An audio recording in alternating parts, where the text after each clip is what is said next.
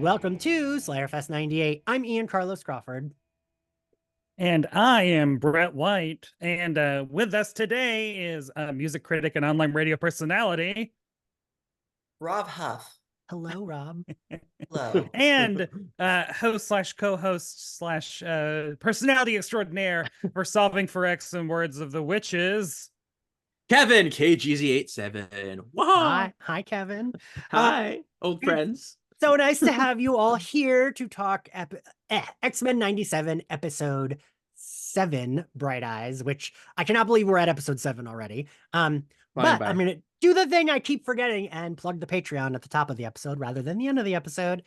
If you want to support Slayerfest 98, we have a Patreon where we are going through Batman the Animated Series and Buffy Season 3 as each episode turns 25, which remind me to talk to you about that, Brett, after this recording. And we do Zoom Hangouts, we do Zoom Watch-Alongs, and any and all support is much appreciated. Oh, and there's a sex talk show I do with Zachary Patton Garcia called My Nudie Judy, which we are trying to now release 2 episodes a month for. We took a little break from it, but now we're back with it. Yeah, and any and all support is much appreciated. Gentlemen, what did we think of this episode overall, Kevin? Oh, I really enjoyed it. I mean, all of them are really good. I mean, varying degrees, but they're all like top tier. There's been no bad episode. No, right. I think I liked it better than the last episode.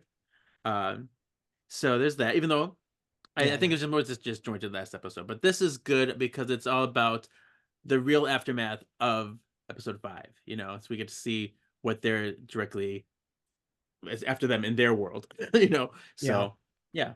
And I feel like you and I both, like, grief is very much, yeah, unfortunately, our brand. So it's like I felt like I appreciated that, the like still having these superheroes grieve and not just being like, all right, we're gonna keep moving, everyone's fine. Rob, what'd you think?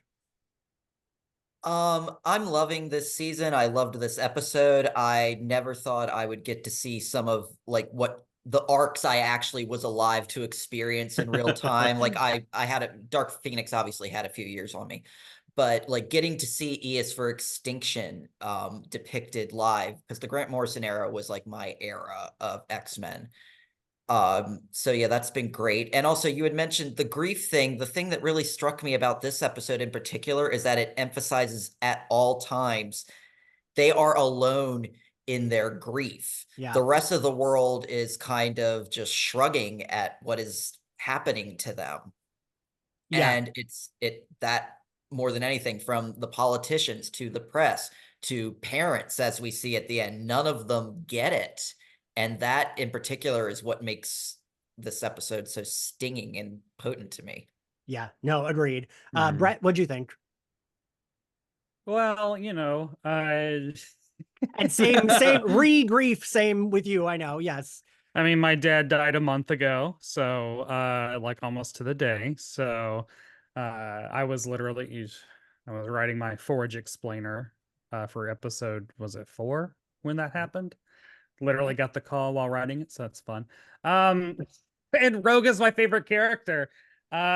So you know, lots of deep shell-shocky feelings, especially because my grief has been manifesting in a white-hot rage that I have nowhere to put, because I don't need to like break my hand punching a wall. Xander. So that and also, you know, the weirdness of seeing things that you read growing up. It's like, Operation Zero Tolerance was a huge deal. I remember all of that very well. So it is wild being like, oh man, bastions who we're building up towards. Wow, God, okay. And he's voiced by the hottie from the White Lotus.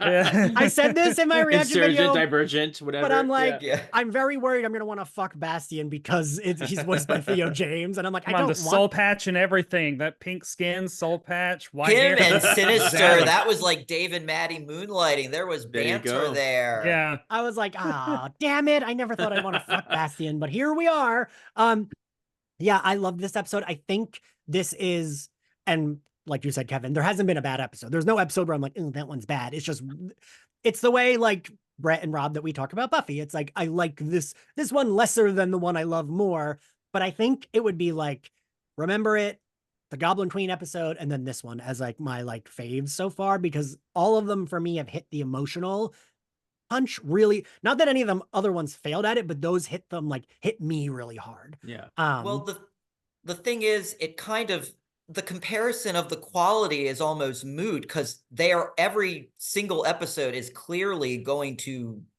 play a role in how everything's threading together. So much happens in every episode that it's in a good way. I can't remember the last time a show burned through plot so quickly without it feeling rushed. Like they're taking advantage of that episode a week drop. Every episode feels substantial, even if it isn't quite as thrilling as the one that came before. And even every moment, also the every episodes being like, 30 minutes. Like, in the 90s, those episodes were 20 minutes, but then good old X-Men, you'd have a good minute and a half of like previously on all this stuff. So, like, going back and like, scrubbing through old episodes to get screen grabs and stuff, I'm like, wow, these episodes don't start and there's like 18 minutes left and that's it. Like, these are really short. So it is. And so then you got flashbacks in the episode, mind you. Yeah.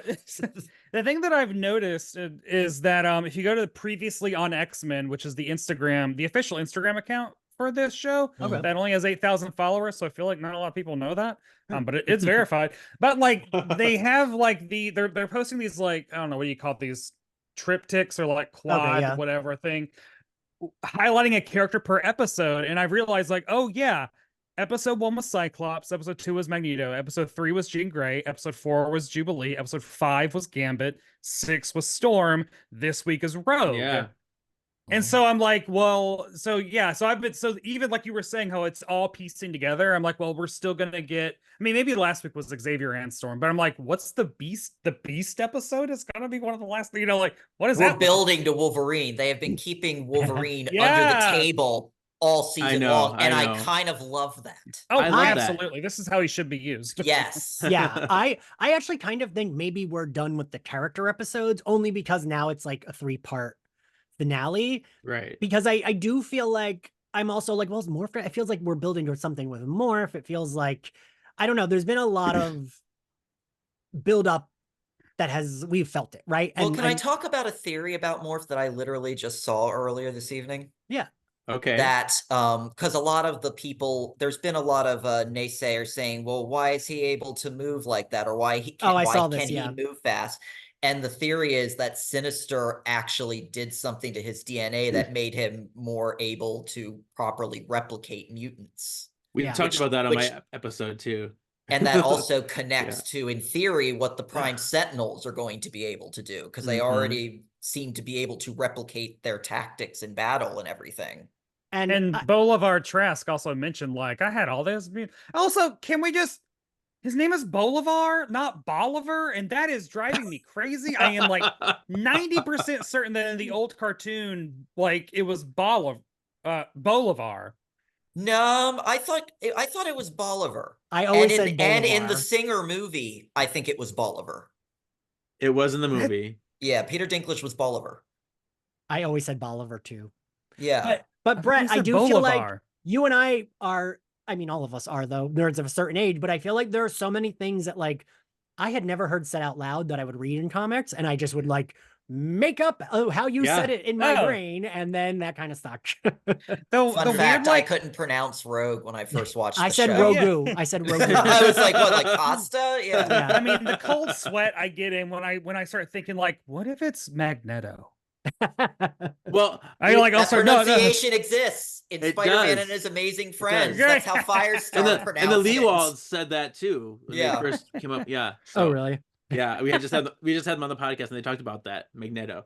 So funny. Oh, Psylocke was just absolutely impossible as a child. That's just like, this is a bunch of words. This is a bunch of letters. I want to tell you how I said that one. I said Fizzylock. That's how I was positive you said her name for way too long, because it took a long time before I heard her name said out loud.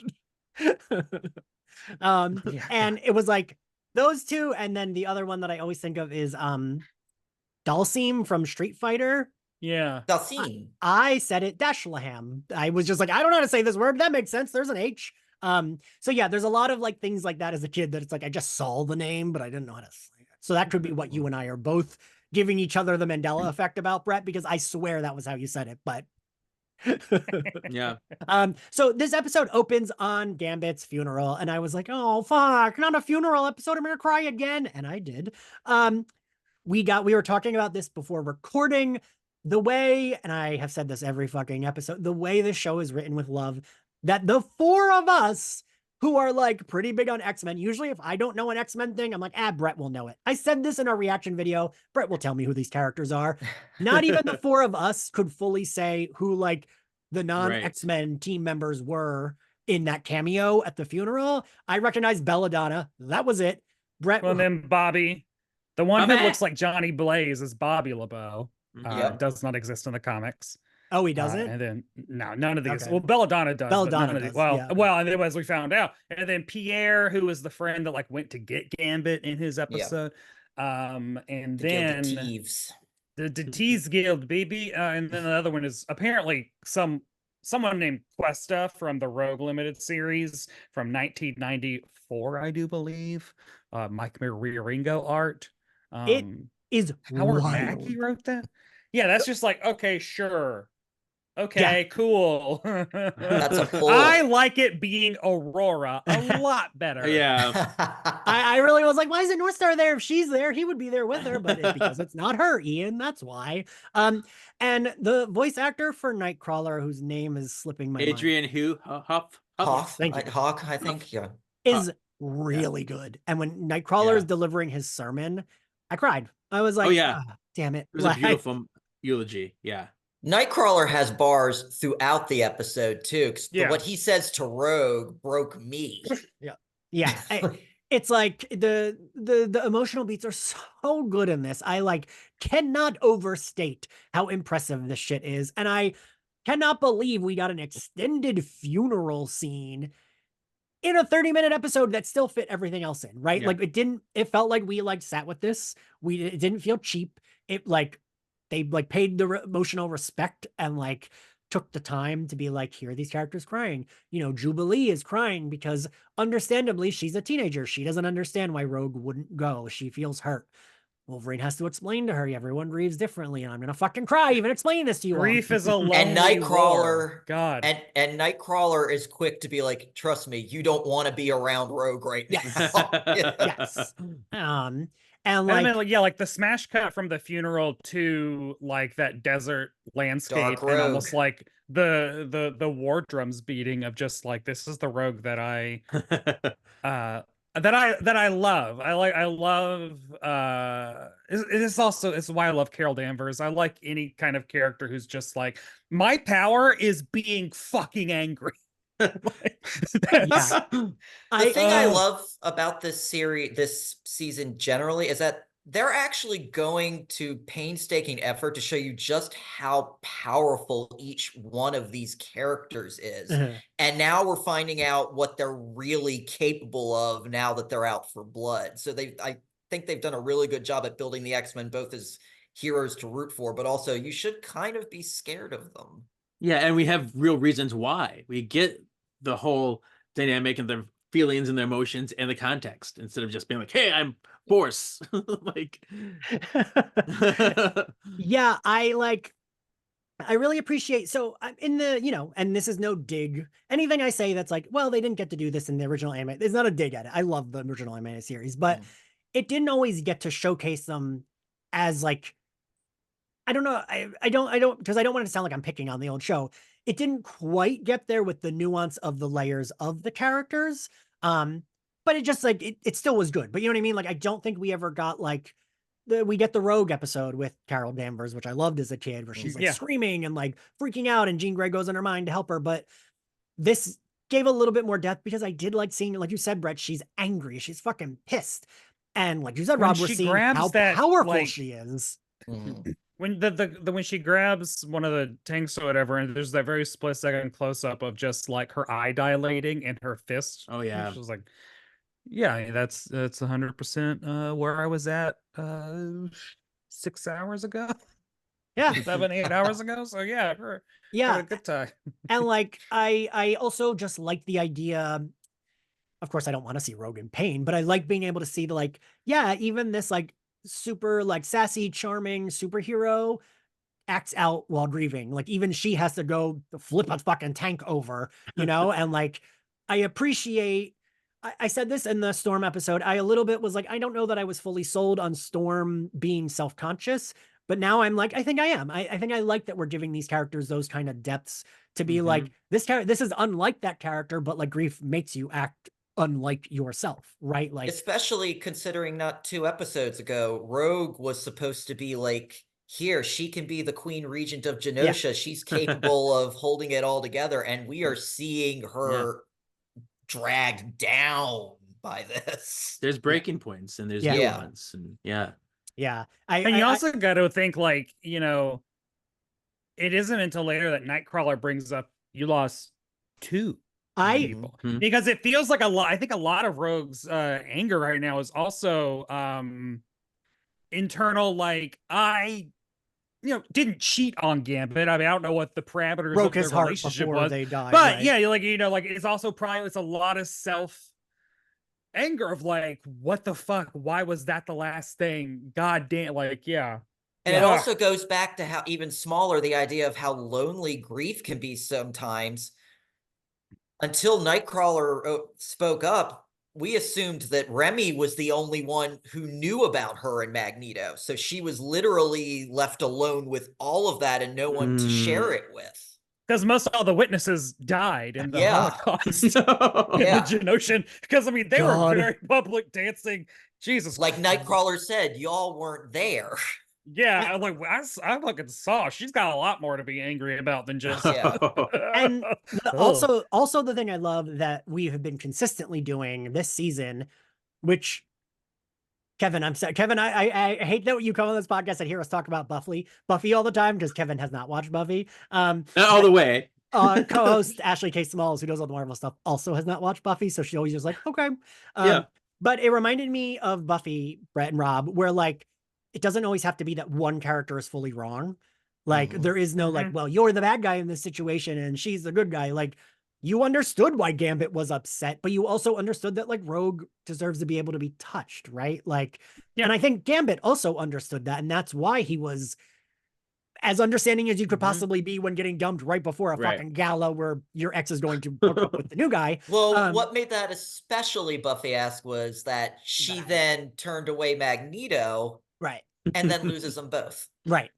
And then, well, fuck, now you broke both their hearts and they're dead. So I choose me. And like, I always appreciate that storytelling rather than making it the easy, like, oh, the ex is being mean and throws a fit. So now you don't like the ex, or life is the big bad. It's very season 6 vibes. I really want to know if Bo DeMaio is a big Buffy fan because I feel like he has to be, but maybe he's not. But it does feel very Buffy in the. Well, I mean, it's the circle of life because I mean, X-Men inspired Joss to create Buffy, which then Joss revitalized X-Men in a way, and then it really like is. It all feeds in. Some cycles are comforting, honestly. Yeah. I saw someone on Twitter yesterday say that they like at Bo DeMaio, like, are you a big Buffy fan? You should do a animated Buffy series because you would be. And like, I was like, I have never agreed with anything more. Well, I mean, once they solve whatever problems. Yes. So that's I also wanted world all over again. I also wanted to clarify that because I got subtweeted about it. The moment if someone comes out and says he did this to me, this is why he was fired. Absolutely. I put Joss Whedon in the trash can immediately. Like, and he wrote my favorite thing ever. Like, I have no problem if someone says this person did this, being like, oh fuck this person, even if I just think it is like super funny that people are like, hire him back, and it's like, guys, we are not part of an HR department. Like, I mean, the show is fucking amazing, but like, also people can just be bad bosses, you know, like, well, shit happens, man. Like, and the thing is, he could write the scripts remotely and email them in. Like, I don't know. And the thing is, I don't like to define someone by their mistakes necessarily either, because there's more to them than that. And so that's why it's like, as you can see from the show, from their talent and what they value, the love for the show, and the story. And we got at least another season. that he's banked, or maybe 2. I don't even fucking know. So yeah, we're all good. But yes, I just want to put that out there. So the rogue desert army base thing also was great because she got to fucking dunk on General Thaddeus Thunderbolt Ross, one of the biggest assholes in the Marvel universe, and you love to see it. You love to see some cross company. I know it. Ass whipping. Do you know who voiced him, Brett? Because he sounded just like what's his face? William Hurt. Yes, he sounded just like him. I know it is. Wait, what if guy? The same guy that does it for What If. From the What If series. That's what I was saying. Oh, that's great. Yeah. That makes sense. I know people. Okay, I need to do my Ian thing where I complain about. I just hate how negative every fan is, because immediately when that Captain America shield was in the trailer, everyone's like, oh, they're making it MCU. Oh, it's going to suck now. Blah, blah. And it's like, can you just shut the fuck up and watch it before you say it's going to suck? Like, I just want everyone to shut up and like, look, it worked perfectly. It worked so well. I love it. I'll even say it added a cool little meta touch to the X-Men's absence from the rest of the MCU. The general message is the MCU does not care about mutants because they are a second-class citizen. Yep. Yeah. And like, I think that worked so well. And like, I mean, Cyclops had the same conversation with the president right after Rogue tears through this army base, right? And even Beast. Right. This reminded me, this also tracks with late 90s. I mean, it still tracks with politics, but especially late 90s politics, where it's like, I can't support you. Of course I support you, but I can't say I support you. Yeah. Like, I feel like that was the vibe of anyone talking to any gay person in 1997, where it's like, you deserve rights. I'm not going to say it because that's bad. And I continually cannot believe where they were allowed to go with that kind of material in a Disney thing. Because again, I'm not an MCU hater at all. You know, Brett, I love it. We always cover it. Yeah. But the MCU does tend to like, I don't know what the word I'm looking for, like water down a little bit political things, even when it's trying to be more progressive. It's usually like, I mean, Rogue called Captain America cop. America's top cop, which is like, okay, which is interesting because like I think we're so used to like the Chris Evans Captain America, who I think everyone loves. Like he's and he at many times is like, fuck the police. Like, our Chris Evans Cap is can be kind of, which is great. So to see like, well, I mean, but like this is very much also Captain America. He doesn't get it. How Captain America can be sometimes. And also what is so like for my Easter egg post, I was like, what is the canon of what I liked about this is that we got to see a larger, what does the 90s X-Men animated and Spider-Man animated series is like, what Marvel universe do they exist within? Because they are those two shows are one continuity. Right. I thought the Marvel Action Hour was also included in that. It was. Apparently not. And because no. Captain America is now the sticking point because in the Marvel Action Hour shows Captain America is a member of the Avengers, whereas in the Spider-Man X-Men, Captain America is in a time vortex fighting Red Skull. That's right. And literally like this is now like, because man, they're up on it on that wiki. This is the establishment. This is the episode of TV that establishes Captain America's out of the time vortex. Wait, and so he says team. He says, I have a team that can go get him. And so I'm like, this is where my brain goes, is like, I would be fine with seeing an Avengers in this universe. Put Beast and Quicksilver on it with like Carol, like really tie it together. Okay. I'd be fine with that. You bring up a point that I also wanted to make, is like that also tracks for the comment that whenever people complain about cameos, I'm like, but that's how the comics work. The characters do breeze in it. Like, he is not a main character. He has like 8 minutes of screen time in this. And like, that tracks and then like that tracks for the comic books. Characters do that all the time. And that is the thing I love about comic books, is we can have Captain America have like 5 lines in a Rogue miniseries or in an X-Men. And my argument is that is the main problem with the MCU over the past 4 years, is that they have started all these separate threads and none of them are tying together. Whereas, but you still have to watch all of them in order to watch the next movie. Whereas like, it's a whole other side thing. We need a lot more crossing over. That is actually what is the problem. But and Brett, I didn't know that I was never sure if Fantastic Four and Iron Man were in that same universe, but that's funny because I know though, I'm positive I revisited those cartoons. They would not hold up as well. They're bad. They're very bad. I can even remember as a kid, the episode where Johnny Storm, voiced by Brian Austin Green, does that rap. first season was so bad. And like the second seasons of both were better because they got different writers and different animators and actually tried to keep it to the comics. I do remember getting like it was not syndicated in Nashville, I don't think, because I never got to see them. Wait, Jennifer Hale voiced Spider-Woman in season 2. And did a pretty good job. I always remember the Iron Man cartoon is where I learned that Scarlet Witch was supposed to have an accent. I did not, because I remember the first time she was on screen, I was like, why the fuck is she talking like that? And then learning that's because that's how she's supposed to talk. That was the first time I'd ever seen Scarlet Witch. And then when she finally popped up on X-Men for the first time, I'm like, who the hell is this? But she looked so different. That 90s costume. She's not sexy. Was Ruth. I love. But yeah, I loved those. I love those figures. I remember I loved that Spider-Woman figure that came from the Iron Man line. With the purple webs. That was good. I loved it. And then they repainted her to be Invisible Woman later, and I still love that. Oh, yeah. But so Cyclops has that conversation with the president where it still feels relevant. I mean, it feels very tracks with 97 politics, but also still feels relevant where the president's like, no, we know that was bad, but, we don't want to like stir things up. We're trying to keep a politician who hates you even more. Yes. Yeah. Like a little on the nose. But we appreciate. And a thing I've also liked is seeing they have done Cyclops such justice in this cartoon. Oh, yes.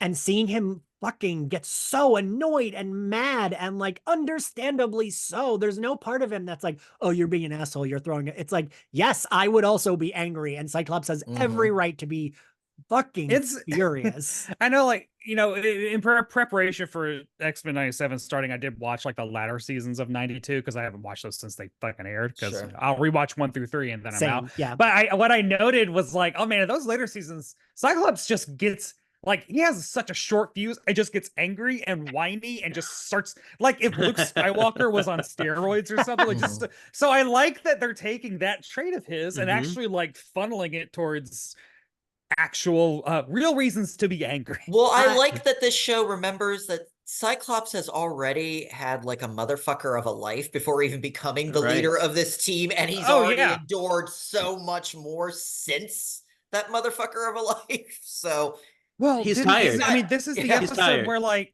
the Prime Sentinel calls him an orphan, even like that's the dumb. knife, like, jeez, God. But the future came back for him.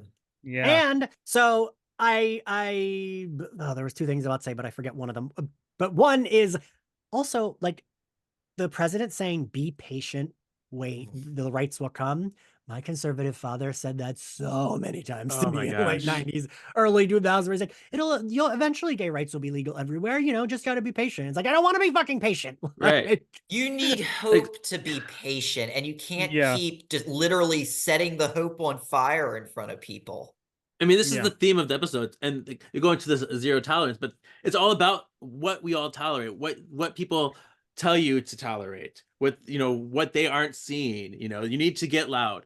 And I think what they're showing now is that it's the mutants who have been the tolerant ones all along. And like Cyclops said, they're ungrateful. Yeah. And I will say, so I just want to, as a Beast and Trish Tilby fan, I was sad they're off on a bad foot. I don't know. I really, Trish Tilby got me in the, wildly enough, in 1997, while half of the team was getting fucked over by Operation Zero Tolerance, the other half of the team was out in space fighting the Phalanx, and Trish Tilby like got brought along for the ride and was like really a cool character. It's just like, I'm a news reporter that got caught up in whatever teleportation blast this is. So I loved her there, and I was that in 97 that they were in. Yeah, it started in because it started with the Christmas issue where Joseph made the big ring of thing, and like that was 96 where Sam fought Gladiator, and then for like a year the books were split. Uncanny was in space and X-Men was teaming up with Shang-Chi to fight Kingpin in like that was Hong the first time I Kong. was ever introduced to Shang-Chi. That was the first time I ever saw him. Same. I think everyone in that time. And then that, like, it's literally like on the flight back from Hong Kong that the Prime Sentinels kidnap Jean, Storm, Wolverine, Cyclops, and Cannibal. What I was confusing in my head was, right, that's the space saga that created the Rogue action figure I never got as a kid, and I was so upset. Oh I yeah, never got the magenta and yellow, like and this is also this, and this storyline concludes with all of them putting Gambit on trial in Antarctica, and Gambit's own self-loathing causing Rogue to leave him stranded in Antarctica. And Rogue wears her space costume for a weirdly long time. And also Gambit and Rogue fuck maybe for the first time. Yeah, okay. In that arc, so because she loses her powers. I was confusing it with the Rachel Gray arc when they're in space, because there's that, I forget what that, like, with Vulcan. Rise and Fall of the Shi'ar Empire. Yeah, that's 2006. Where Lilandra dies. But yeah, so Cyclops is like, we're gonna do this ourselves, which I loved. They go, they get the team together, they go to Genosha. Man, so all of that was so brutal to watch and so good. And the fucking cameos are insane in this cartoon. I love Amelia Vogt so much. What a weird, like, I love it, but like, what a choice to have her be the one that's like the head, whatever. She is weirdly on the 90s cartoon a lot. Yeah. Like, it's turned into Mist. Ooh. She was part of the Phalanx battle. Yeah, it's so weird. Like, watching it, I was like, man, Amelia Vogt keeps coming back. But then she was, like, for a hot second in, like, the early mid-90s, she was it's a very good issue of X-Men that's a flashback to her and Professor X. Because they were a thing, right? Oh, yeah. It's like, who has more dangerous taste in women, Daredevil or Professor X? It's like, man, I don't know. Moira, Lilandra, Amelia Vogt. So just to, like, we briefly see, we see Blob, we see Forearm, we see Strong Guy. Brainchild. It's all this. Yeah, it's all the Savage Land mutates. It's Amphibious and Barbarous and a Brainchild, and I was like, oh, it's like, oh, they like. I just pictured all of them like, hey guys, we gotta go to Genosha. We gotta help them out. They all like get into like their little Volkswagen bug and are like driving. Come on, guys, we're gonna help. Oh, Savage Land mutates are weirdos. Yeah, Brainchild was a weird choice too, right, Kevin? I was like, what the hell's he doing there? But I love it, and like, it just shows you how much love is put into this, right? Like, the fact that Mimic is in his weird old costume. Oh yeah. And like, Amelia Voigt is a nurse, like, canonically in the comics, isn't she? Yes. A doctor? Yeah. She was Xavier's nurse. That's how they met. Yeah. She's like, hey man, Xavier's like, fuck ethics. He's been saying that for a long time. Long time. It's his favorite thing. So we get the Beast and Trish Tilby scene. I wanted to ask, are we supposed to assume that, because she holds his hand, so are they dating, or it's just like, I think she's flirty? Just putting the moves. I think they have the flirt. They're the flirties. Yeah. Okay. I was too distracted by the fact that we got Beast saying quotes from both Mr. Rogers and Martin Luther King in like the span of 2 minutes during that scene. This is the Beast I love, and the Beast that I have fucking missed from the comics for like, I don't know, 10 years. You mean you don't love the war criminal Beast? Oh no, I hate it, and I am so glad that all that fucking shit. Anyway, Brett, I feel like you and I are the only two that were not fully on board with Krakow. No hate to it. The writers, I've met some of them. They're great. They're wonderful people. Just was not my bag, and was not me and Brett's bag. Yeah, I would have been. But there's a whole other thing. Yeah. So Rogue goes to. I'm not even sure, because when I was watching, I was like, "Where is she? That Captain America also is. Like, how did she get there? Is it that like she got info from Ross?" Yeah, I think she beat it out of all those OZT guards at that desert base. Now she goes. You killed all the good ones. You're stuck with me. I love that. Oh my god. Also, Rogue. Like, oh, your hands are tied. Well, I guess you won't be needing this. It's just like some fucking petty Blanche Devereaux realness. Southern Belle. Like, I'm on a roll. I might as well just keep throwing stuff. Yeah. I liked the inclusion of, like, Captain America worked so well here as like I'm trying to do good, but I can't really help. And like, it's like from his perspective, from knowing who he is, I don't even think it's like a bad characterization. I don't think it's like out of character. We love Captain America, you know, whatever, especially the Chris Evans one, but this still tracks with his character where he's not being outwardly nasty, but also you understand why it fucking infuriates Rogue, right? It's like, yeah, he's like playing by the book. She doesn't want to fucking play by the book because she lost like arguably the two men she's loved the most in her life at the same fucking time and watched a zillion other people get genocided, right? Like, so she has every right to be as furious as she is. And Captain America is trying to play the like, well, we got to do it. And she's, like you said, throws this fucking shield, is like, well, you don't need this. And well, the unspoken thing is the whole genocide is a direct result of them playing by the book for their murderers, basically. Yeah. And like this felt so comic booky and was such a weird team up that I would have never paired together, but they worked perfectly together.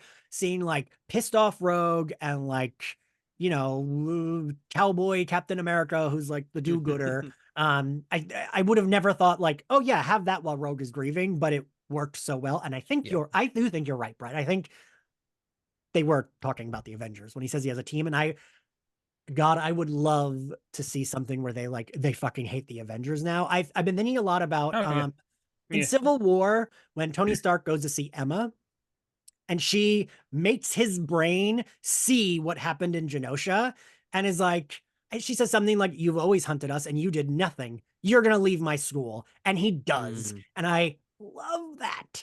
I love her just like being like, oh, look, you didn't help when this happened. And now you want us to help you? No, fuck you. And that's like the kind of shit that like always works so well with the X-Men, right? Because they are heroes, but the other heroes aren't that great with helping them. Oh, I just love it. And the X-Men have saved the galaxy as much as any of them. Right. They just don't get the like fun chaos. So I also love that she was walking around with a shield when they're walking around the base. I was she was so casual. I'm not giving this. She knows us back. This is mine now. What, like it's heavy? I also would love like a digital short of just Captain America's trip to pick his shield back up. It's like, I hope he did a lot of thinking. He's like digging, he thinks he has it, and he's like, metal not again. It's like a frisbee. He can't fly to it. He's literally got to walk to it. Right. So. I love it. We see Sunspot and Jubilee. I genuinely also really love the nuance to Sunspot's coming out. I like that he is worried about his parents' reaction. Jubilee is more like understandably correct, but also you sympathize as a queer person being like, well, like you understand that he is worried, even though his mom at first is like, yeah, of course I know you. I don't care. You're a mutant. Even though she like clearly is someone who is accepting of mutants, he's worried. Yes. It's the like, well, it's okay behind closed doors.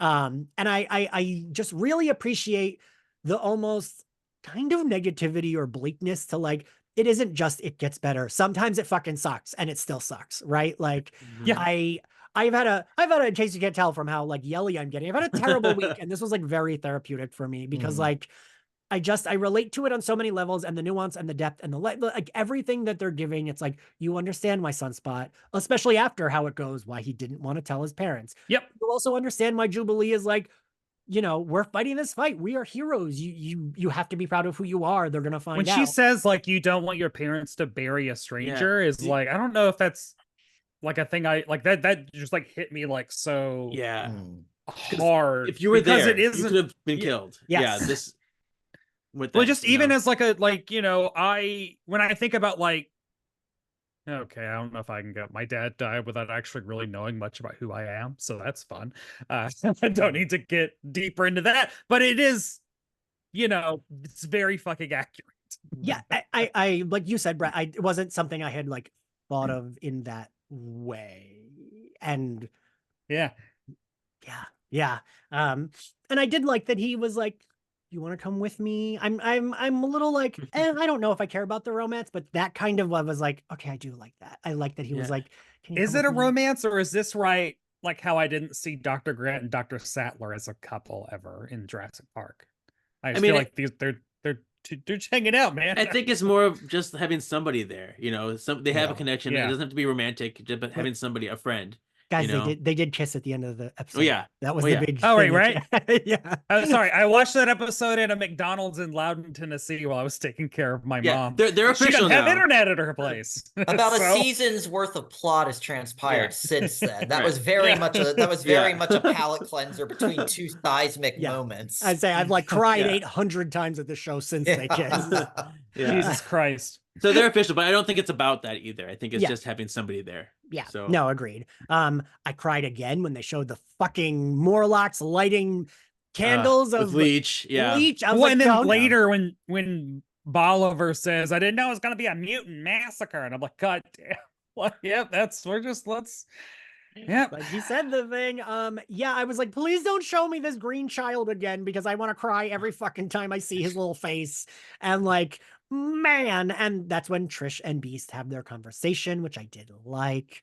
Her being like, coming like when respectability comes after like rioters and stuff. I was like, God, Jesus fucking Christ, Trish, you should be smarter than this. Oh my God. Like, and I again liked it that she wasn't like, well, those mutants. She was like, no, I love mutants, but do they have it is like, God damn it. Yeah. She's comparing smashed windows to literal graveyard around them. Yeah, fuck off. I had that argument with a friend's growing up, one of my favorite friends' moms on Facebook, just like I posted something innocuous about Black Lives Matter, and she did the thing. And, this was a mom that drove me around. Like when we were friends, she was the mom that drove us everywhere. And I really like her. And she just said exactly what Trish says to Beast, and says like, well, what about all the destruction? And I was like,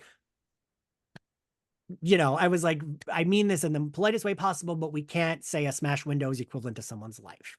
Yeah. Yep. Right. And, I just really like that Trish wasn't.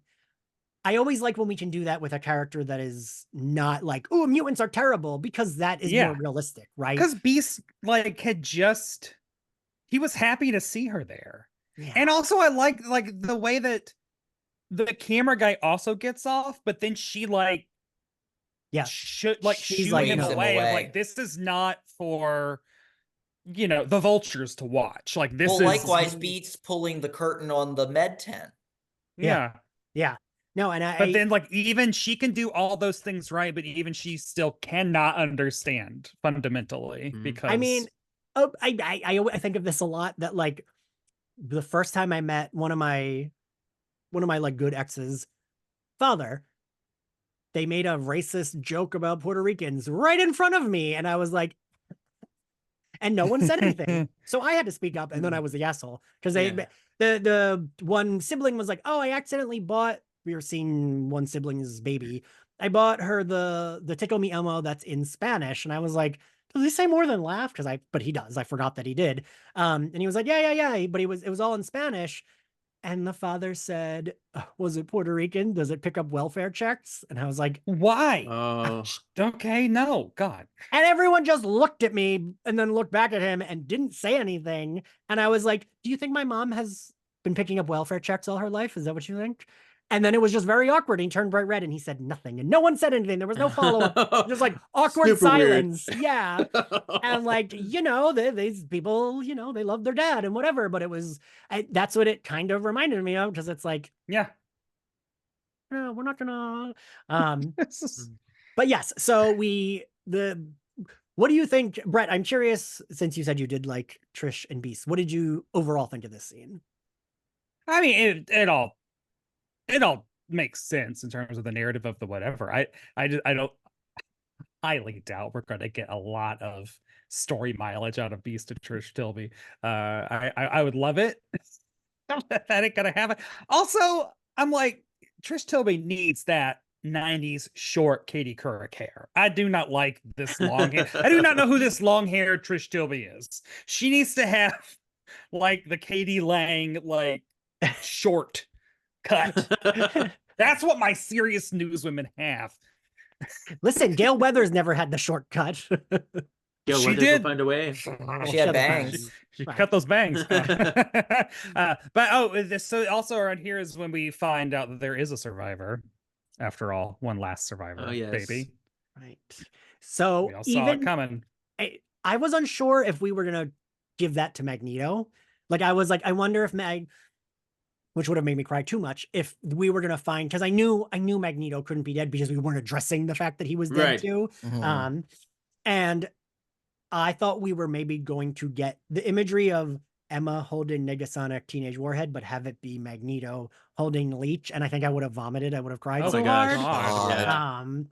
Because I'm I glad you're not a writer on this show. I know. Oh my I'm like, God, it's sadist. break me. Yeah. But right, that it would have like made sense Yeah. to like replace, because I Yeah. didn't think we were gonna address Emma. I kind of thought it was like, maybe we'll leave her, that it's up in the air if she's dead or not till a later season or something. But I knew Magneto had to come back, so I thought we were gonna have Magneto be a survivor. Did not expect where Magneto went. But I did appreciate that we spared our beloved Emma, and that even, what does she say? Like, I always rise to the occasion. As she's I like, always pressure. do well under pressure Under because she's pressure. a diamond. Yeah. Yeah. like I just, Mama. that is the perfect writing for Emma, right? Like she's gonna say something smartass and shitty and sound condescending, even though she's like Yep. half dead and laying on a like gurney. And I think if this is going multiple seasons, I do think that Emma, I mean, honestly, Emma is more emblematic of 2000s X-Men. Her and this was the moment where she became. Because everyone forgets that she was on Generation X. She was still a hero. Yes. She Well, was. whatever. But yeah, but like, so this is so, and also if you're moving the X-Men into a more like no holds barred, like we're fucking getting shit done. Emma They're is opening the door to more Emma's the morally telepath gray to have on people. that team. Yeah. Mhm. Yes. Yeah. You're right, Brett. I didn't think about that aspect of the fact that Which they're all means getting angry and Psylocke never gonna be on this show. No. They cannot have that many sexy telepaths on one show, unfortunately. Unless they start their own team of them. but Yeah. I mean, Charlie's Angels, but they're all telepaths and Yep. thongs.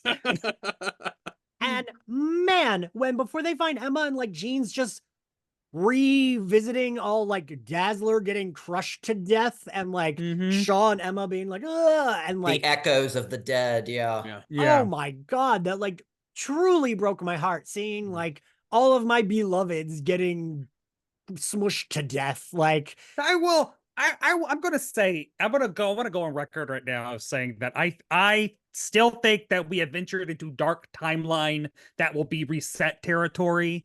Because we're dealing with Cable. Cable keeps popping up. It's Cable's whole thing. He was rushing back to try and stop it. I mean, like, going on the record. I think Gambit's back, baby. Please. I think Gambit's back, but I think that's going to be a different way. Different way. I think they're all dead for this season because Bo DeMaio has been very active on Twitter saying Dead is dead. they're dead, or not saying it if they're not. Like, I think he replied with like the devil smiley face when someone asked about Magneto. But like Gambit and Callisto and Leech, I have seen him say, no, they're dead. Yeah. So wait. Oh, he did confirm Leech. Yes. Okay. So what I And think, Maddie. yes, and Maddie. What I think they're going to do is, I still think you're right, Brett, that they will undo it. But I think because, and again, I don't mean this negatively, because we are racing through storylines, we can easily get to Krakoa by the beginning of season 2, the way we're like burning through. And while I know you and I are not the biggest fans of Krakoa, I would welcome it if it brought these characters back. Well, they're building justification for them all to gather up and go away the same way Magneto did with Asteroid M in the original run. So I am like positive we are going to get the Grant Morrison, like fully Grant Morrison, Frank Quitely era by the end of this with like Emma on the team. As we should. And then next season, we can, by episode 1 or 2 or 3, have Krakoa for 3 episodes, and then it blows up, and then we get to a different era. I mean, like, I am fine with it, because like the main problem with the Krakoan era is they forgot writing characters, and they all of a sudden were just like, we're all okay with Xavier just completely carbon copying our brains, right? Hey, awesome! The X-Men, notoriously impossible to get on the same page about literally anything. All of a sudden, all of mutant kind is on they're board. like, woo! I Yeah. hate that. So Yeah. the fact that for this season so far, they have written very, very, very good singular character voices. I'm like, I would love to see a Krakoa where people actually argue about the ethics of literally any of this. Mhm. Yeah. So anyway. But yeah, so I would be okay if that's what they did, because I feel like Cable feels almost too obvious. But Bodemayo also said on Twitter you should rewatch One Man's Worth, which I have rewatched many times. That it will play into what's coming. That makes me think Cable has more to do with what's revealed at the end of the episode than anybody coming back. Yeah, I do think that. But I do think eventually, I mean, right, that's the X-Men. They all die and come back. That's always been the X-Men's thing. They literally said it about Jean Grey. Right. And I've had a few she ran through it. I've had a few people always come back. So also the perils of doing this fucking podcast is the people that wake up to watch it at 7 a.m. DM me immediately. And I'm like, please stop. Ask me if I've watched it first, because I promise I haven't. I've had a lot of people say they don't want them to undo it because it undercuts it, but I just feel like I don't think it undercuts it because that is the X-Men. You know what I mean? Like I do think and it's leave them dead for a while, but they gotta come around. What if it's all one big what if episode? You're fucking kidding me. What if the X-Men were popular again? And then we all that's how they're going to replace the Mayo after all this. They're going to go. So, although I would love to see an Avengers like 96 cartoon, like give me Insect Wasp, like Sexy Scarlet Witch, Teen Iron Man, like. Well, actually, no, they did that. The Avengers had a cartoon in the late 90s, and it was madness. And Lenore Zahn voiced Tigra. Tigra? Yeah. Wow. Yeah. Nonsense. So then they get a call from, which I fully thought was a setup. Wait, what did we land on how we say his name? Bolivar. Which is Oliver with a B. Oliver, yeah. Which is just like, that's my name is, well, Benifer is a thing, but anyway. My son is also named Bort. That's what it feels like. He calls them to tell this is where I was like, I don't buy that this man feels guilty. He's been doing this shit this has been his beat. But whatever, sure, fine. He felt guilty because it was like a massacre / genocide, whatever, sure. But I thought it was a trap, and it wasn't really a trap, but it also still kind of was, right? Like, well, he was the trap, and he didn't know he was the trap. No, he was a trap. Yeah. As I was gonna say, did you guys? Because I still felt, that's how I felt. I was gonna ask if anyone thought maybe he did it on purpose. I didn't think so. Right? No. And then he's like losing his mind because of what happened. I want to say about his motivations, I actually think that felt true to me, because the truth is a lot of people like that want everybody gone, but know what it would mean to do it, and don't want that. They don't want to be, they still want to be seen as a nice guy, you know? Yeah. I mean, the Oppenheimer of it all, of like, I mean, he stepped literally too far, and like, oops, like he wanted to be the hero in this story. And also the hubris of like, this fucking pale shark tooth weirdo comes along and says he like knows genetics better than me. And like, So the X-Men split up. I did like that Morph was like, we really know that this guy like created the Sentinels, right? This is a trap. And he was right. It just, like we said, it not on purpose, trapped by Trask. I can't say his name because I just can't. It had a kill switch. Yeah. They split up. Jubilee and Sunspot go to have Sunspot come out to his mother. The X-Men go to Madripoor. It really feels like this episode, like maybe the day before, they got notes with like, yes, you can use everything from the MCU. And they were like, great, we're going to do that. Yep. Throw in Ross, throw in Captain America. We're going to Madripoor, even though I know Madripoor is mostly X-Men, but it has appeared in the MCU. All the company advertisements. That's what I'm saying. So what do we think of Sunspot's coming out scene? Right. I love the smash cut of Jubilee being like, just like, take you, Mom, I'm gay. Like, basically.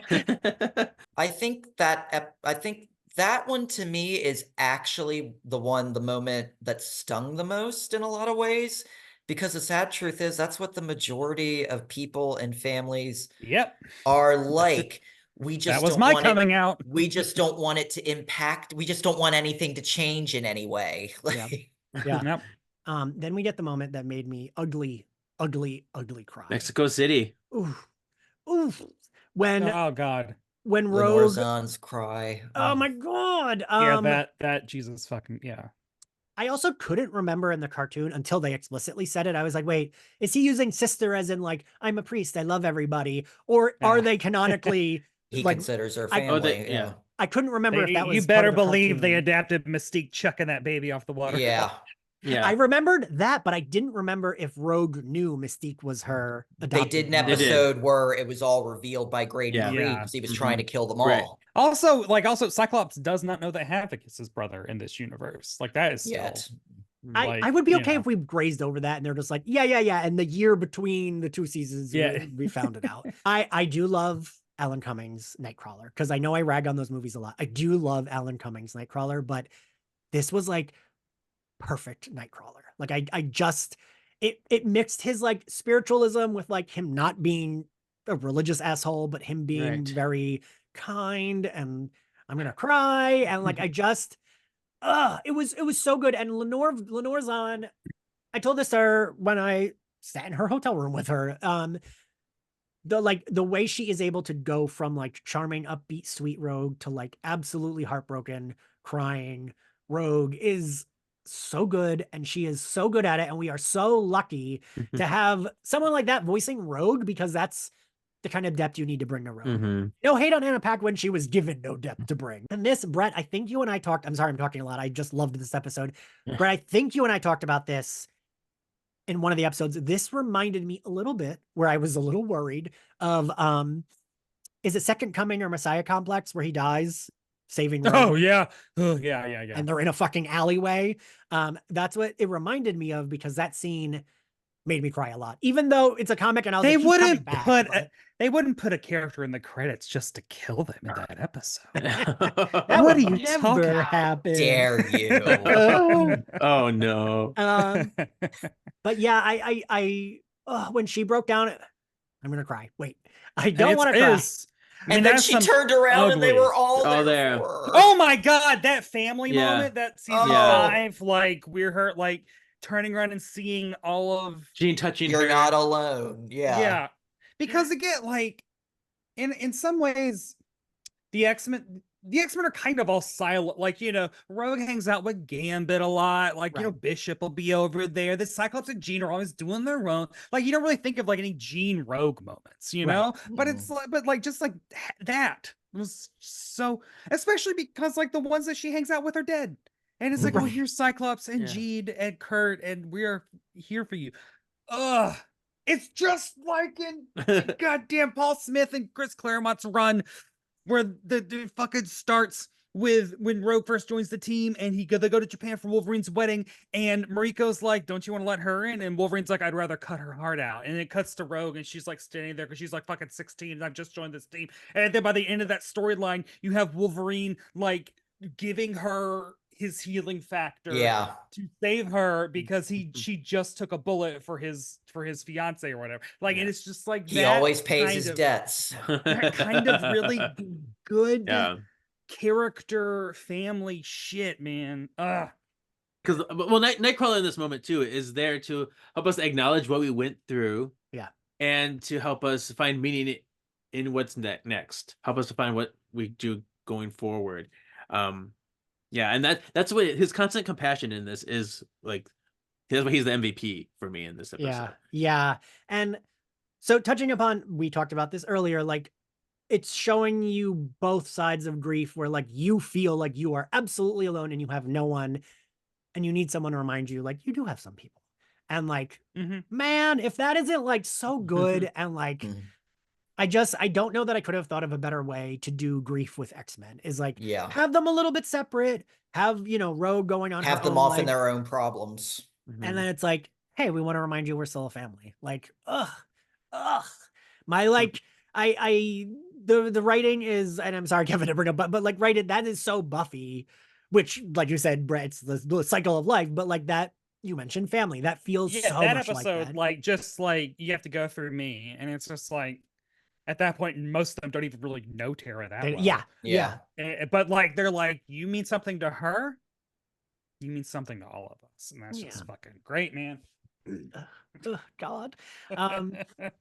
But yeah, that also makes the ending kind of a knife twist after that too. What happens next? Oh God. So we see Gyrick get murdered by our mysterious figure who comes out of the shadows. Who is the who? purple Brett? people eater. Yeah. I love that. I literally went back through the Zero Tolerance crossover to just double check that Iceman never called him Purple People Eater, because I could definitely see Scott Lobdell making that joke. Yes, but he did not. Bastion and Iceman spend very little time in the same room. I have to revisit that story because I read that when it was coming out, but I don't think I've ever revisited it. I have the collected volume. It is so good. The X-Men, because it was one of the crossovers where like every title kind of did their own thing. Yeah, but like the X-Men run where it is like Iceman recruits Dr. Cecilia Reyes, who is just like, I hate this. Mara, who's like, I hate all of you. And then Charlotte Jones, who's like, my boyfriend's Angel. I don't know. So like it's just like them versus it's so good. It's so good. And Carlos Pacheco art. Oh. Well, with Valerie Cooper unaccounted for and various other players off doing their own thing, Storm, Bishop, are we getting set up for like another ragtag group coming together to save the day? Rob, I would love that. I was gonna say because there's also I don't remember the name of the story. I love the story. I probably isn't actually that good. One of you probably will know the name of it. I don't remember the name, but I have a place in my heart for that weird Revolution era because I love Jean's outfit with like the Phoenix and the like shoulder that like makes no sense. Red and gold. Yeah. I have such a soft spot in my heart for that costume. Some of them were bad, but her and Psylocke's costumes I really liked in that era. I'm not a fan of what's that guy's art, the artist. He did Secret Invasion. You did a lot of that. I don't love that art, but I loved that arc of her recruiting Dazzler, that random Italian guy who was homophobic, who we really never saw again. Who I have looked at his Wikipedia so many times and be like, has he appeared again in X-Men? And he is not. Apparently he was in like the background of one scene in Krakoa. So it's like, he's there. And North Star, which bring me the gay guy onto the team because he deserves to be there. I loved him having to interact with a homophobe. And the Sun, is it Sunspire? Sunfire sister? Sunfire. It was Sunfire because it was like his lady sister or something. I don't. That's not where you think. S-Y-N. God, give me Madison and Genosha. And, oh my God. Right. And so like they had to Madison go to Genosha. And Emma. They had to go to Genosha to save Cyclops, right? Wasn't that the whole fucking plot? Eva Destruction, I think, was that. Yeah, right. You're right. Yeah. And they gave Cyclops the really bad movie costume that he had. Like, and the floppy, edgy hair. Yeah, really good. But the real thin visor. The ragtag team is such a time-honored tradition. The Muir Island X-Men, baby. Like, give me that Sunder and Legion and Siren and Forge of Banshee and Tom Corsi and Sharon Friedlander. Let's get real. I don't even know who those two characters are, man. Well, you don't look into them. It's very would not fly today. Well, we got Questa. We got Questa this week, and none of us knew who she was. So, anyone's game. But I would love if we did some, and I said this to you, Rob, earlier. The thing I've loved is even the four of us who are X-Men nerds can't predict what's going to happen because they keep doing really good mashups of storylines. Yeah. So like they're taking what they need and leaving the rest in the best possible way. Yes. So even though Bastion's here, that doesn't mean they're going to follow that story beat by beat. Clearly we mixed Eve of Destruction in there. So like, it makes me more excited to be like, oh, I know that he's a big threat, but like, I wonder he didn't work with Sinister during that, it's like, oh, I wonder what we're doing with that. Can I explain who Bastion is? Because when I had to write this fucking explainer for work, and I just realized, like, man, so like, Madeline Pryor, Psylocke, Cable, they're your normal, like your grade 1 level confusing characters. And it's like Bastion is like, okay, well, so What happened was a Nimrod from the actual Days of Future Past timeline came back to the present of the 1980s and then fused with the original Master Mold. And then the X-Men in the Outback pushed him through the Siege Perilous, which is a gem that was given to the X-Men by Roma, Merlin's daughter. And then he went through the Siege Perilous and then popped out the other side as a purple man with a goatee. And it's just like, whenever your X-Men explanation involves Merlin, you know it has gone. Yeah. It's gone awry, baby. Well, here's what I think. Is this a safe space to delve into theories? Yeah. Sure. Right. Yeah. Here's how I think they're going to retrofit that for this continuity. They've been showing clips of it in the credits. Yeah. Bo DeMeo has already said One Man's Worth is a good starting point for next week. And here's where I think Sinister comes into it too. They're mashing up E is for Extinction with Mutant Massacre. The Mutant Massacre, perpetuated by Sinister, introduced Apocalypse, gave us Archangel from Angel, was really a seismic arc. Now, that said, Apocalypse, around the time of One Man's Worth, was shooting back through time from Cable's time to the axis of time to launch his plan to like destroy all of history. Man, all those words you just said. I know. I love it. But when he did that, a part of the plot was that he knocked Bishop off course and got him stuck out of time. I'm wondering, because Nimrod, that was also around the last time we saw Nimrod, was when they shot him back. Mm-hmm. I'm wondering if Apocalypse basically was the Civ or whatever it was, and has somehow mashed up Nimrod and Master Mold. Yeah. Well, because like Sinister even like throws a shade at Bastion of like, you were one of us once. Yeah. You were a 1992 villain. What makes you special? I do have a question, just because again, I haven't revisited Operation Zero Tolerance. I just remember all the X-Men get like jailed. Isn't it like the government does sponsor Bastion, but then he goes like off the rails? Rogue. I mean, yeah, but I mean, I think they were on board what he was doing. No, but I just mean like, it's like, yeah, this is okay. And then, because then he creates like an army of, what is it? Prime Sentinels? Isn't that what they were called? Prime Sentinels who dress like him. And I really hope we get to that part. In a way, that's another Buffy thing, because he's basically Adam, but cool. Yeah. Not annoying. I just love that anytime we're describing something X-Men, there's so many like silly things we have to say, like, oh yeah, because the rogue that fought the Master Mold that was pushed through Siege Perilous was actually Carol Danvers asserting herself in Rogue's body. Separated. Yeah, so just like, and then my explainer was like, I'm not going to mention what Rogue was going through at this time. You do not need to know. Like, there you go. So that's in volume 2. We get to Madripoor. They fight Trask, and well, they see him about to jump off the building.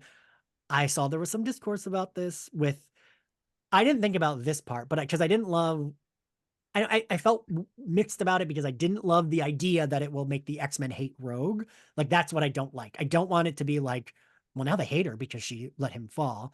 But I'm hoping it's like, well, we can forgive that because he had a kill switch and he turned into an evil robot that tried to murder us all. I think Morph is the only one that really admonished it. I think everyone else, well, Wolverine we know was like in support, but Cyclops didn't say anything. No one else said anything. So, and Jean, Morph, or Nightcrawler could have saved him at any point, especially knowing the state of mind Rogue was in. So I think they agree with her in some way. You know, they agree. And it's also like, Jean could have read her mind and felt that. Right. It's different from her chucking him. He jumped and she was like, wait, before you go, can you? No? Yeah. Okay. Like that. That's true. It's a little bit different. She just like was a pause on his way down. But also fuck him. And I ethically, I don't agree with what Rogue did, but I emotionally, absolutely, absolutely, I would do the same thing probably if I'm fucking. Brad, we had this discussion with Infinity War. Remember when you were like, "Well, oh no, it's this Star-Lord was fucking right, guys. I don't give a shit." I understand why Star-Lord was angry. So I got worried again when he turns into that Prime Sentinel and he's just like kicking the shit out of them. I was like, please don't kill another one of my beloved. Well, because like she's like, hey, took the only person I ever, and then just like out of nowhere, just like, and then the way it cuts down to the street, you just see that like Death Star explosion ring, like.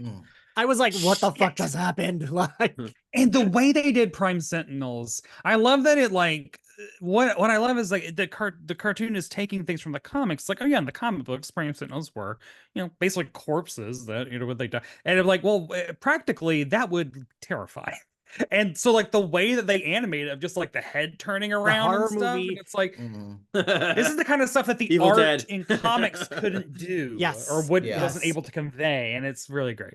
I feel like, Rob, that's like it feels like a treat for you and I, because it's like, yes, mix X-Men with horror, that's all I want. Great. That I didn't even know I wanted that, but now that's all I want. And they do it so well. You saw New Mutants. We talked about New Mutants on this podcast, I think. Yeah, but like, did it do it that well? It was fine. It was fine. Yeah, it was fine. Inferno was horror.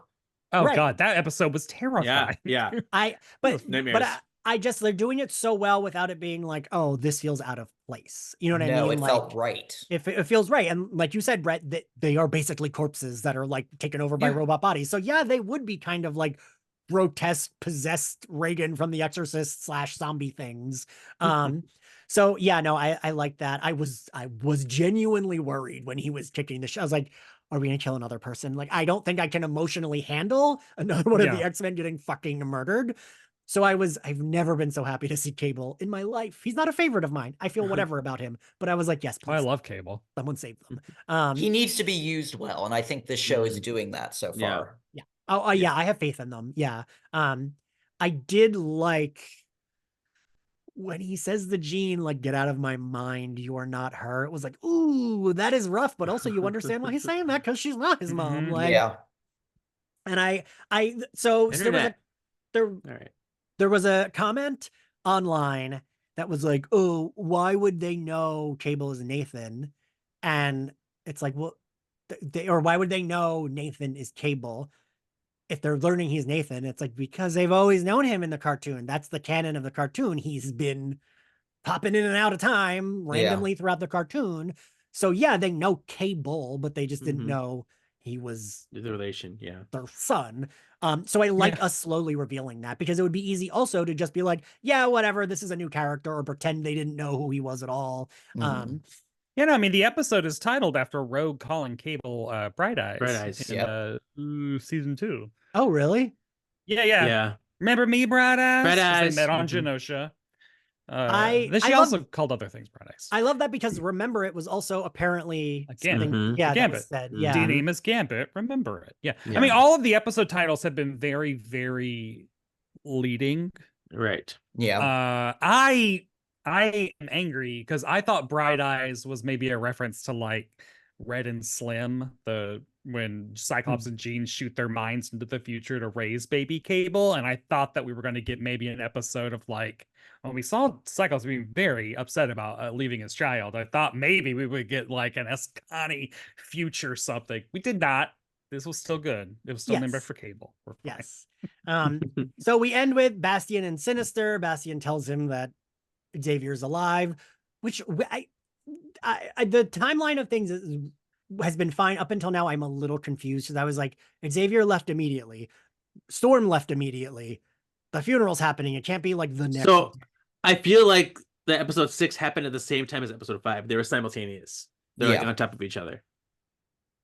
Right. They're in transit. They're on their way home as the current episode is unfolding. Right. Well, no, that I thought that too, but what I'm saying is a funeral isn't usually the next day. So and we were having Gambit's funeral. In the South, I mean, my dad died on a Wednesday, buried on a Saturday. So right, but I'm saying that's enough time for Storm to get there to New York. She's not. She's a few states away and she can fly. You know what I mean? So like, where is she? Where is Ford? She's not in Texas this time.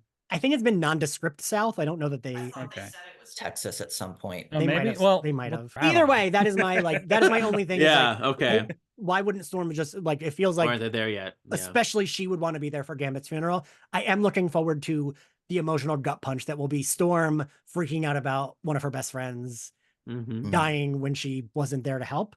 Because I know Alyson Seeley Smith is going to sell the shit out of her.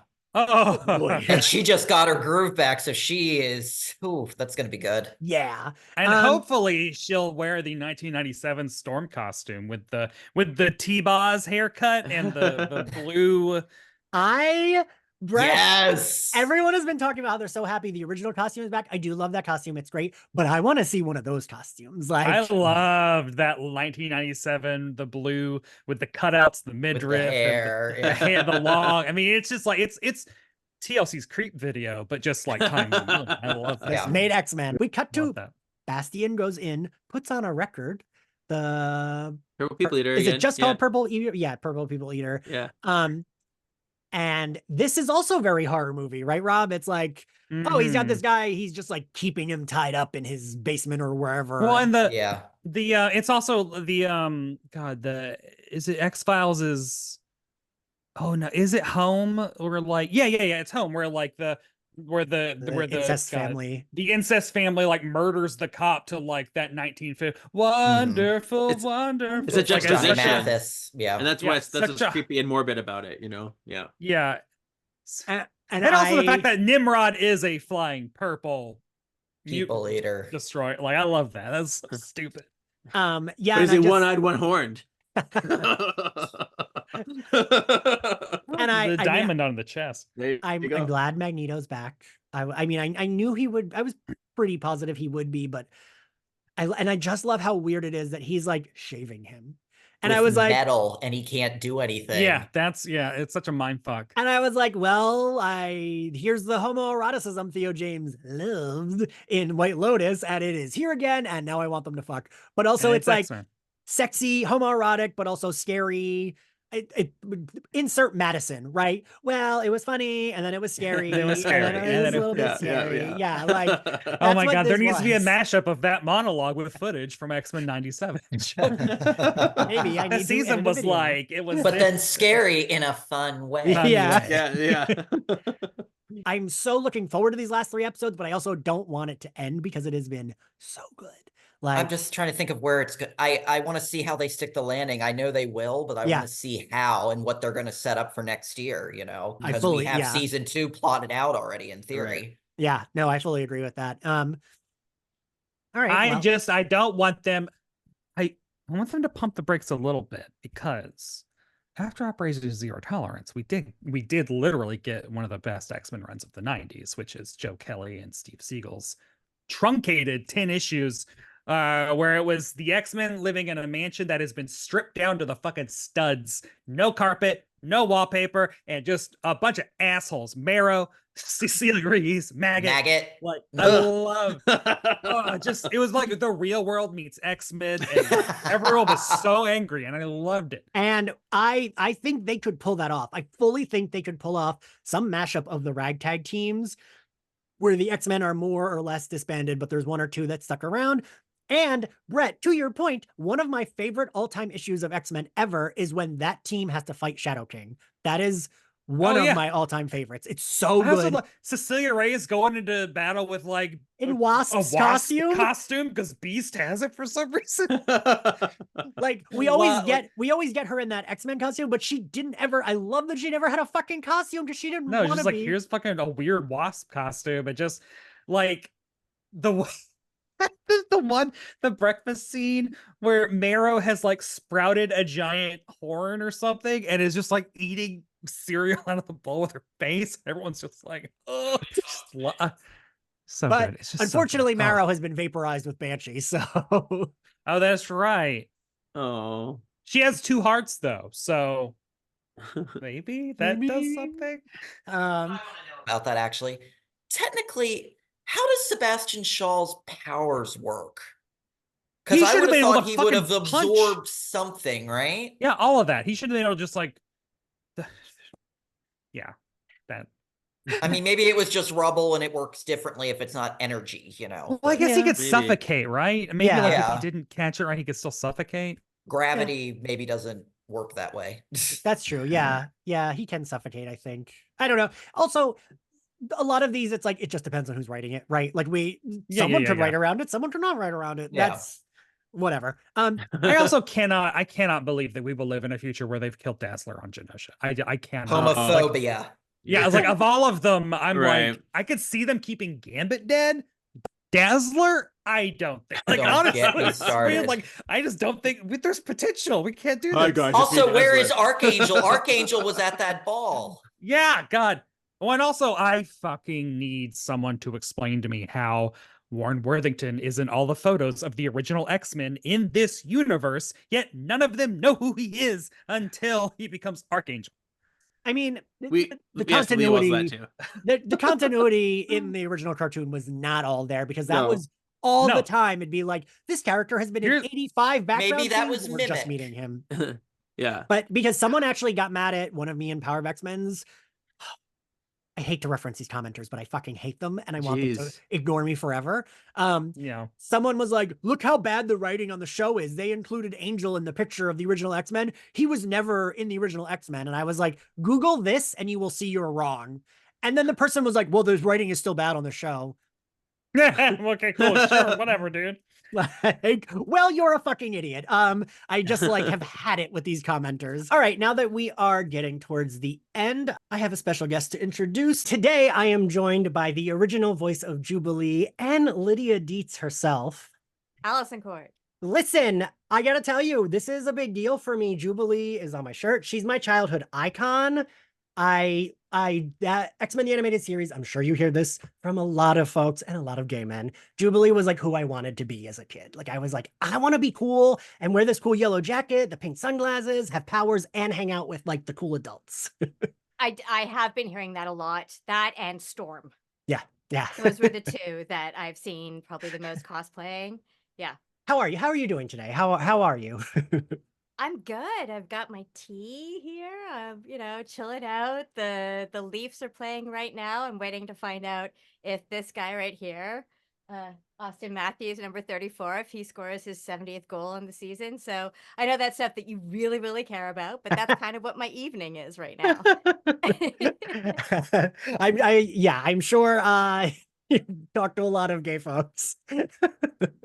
That it's like, well, you should know. My mom's best friend when I was little, like 60s and 70s. So I was born in the 70s, but her best friend from work was a gay man. Actually, two, Rick and Norval, both gay men, lovely, lovely people. But Rick took me to my first Leafs game. He was a huge Leafs fan. oh, I love that. So I used to go to Leafs games with Rick.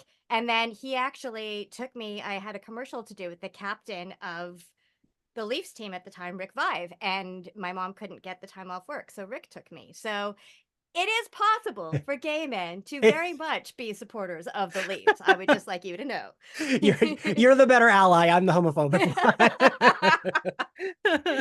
one. I need to gush to you. Jubilee was everything to me as a child. She was who I wanted to be. I also hilariously, as a kid, so I'm Puerto Rican. And like, I would get the like, oh, you don't look Puerto Rican. And so because I identified with Jubilee so much as a kid, and when you're a kid, you don't pick up I was like, oh, I think she's Puerto Rican too. Like I just assumed she was because I was and I liked her. So And the sass. Like right. the sassy Yeah. attitude, Right. like I totally get it. I could see why you would think she was Puerto Rican. I was like, we kind of have the same hair. I liked dressing in bright colors too. We're both kind of bratty. Like, and the whole style of drawing cartoon characters and even comic book characters back then, it was very ambiguous. Yeah. Racially ambiguous. Yeah. Yeah. Do you want to talk about, I guess, I always ask everyone their origin, like how you came to like get the acting job of voicing Jubilee back then? That came off of, in a way, it came off of Beetlejuice. Okay.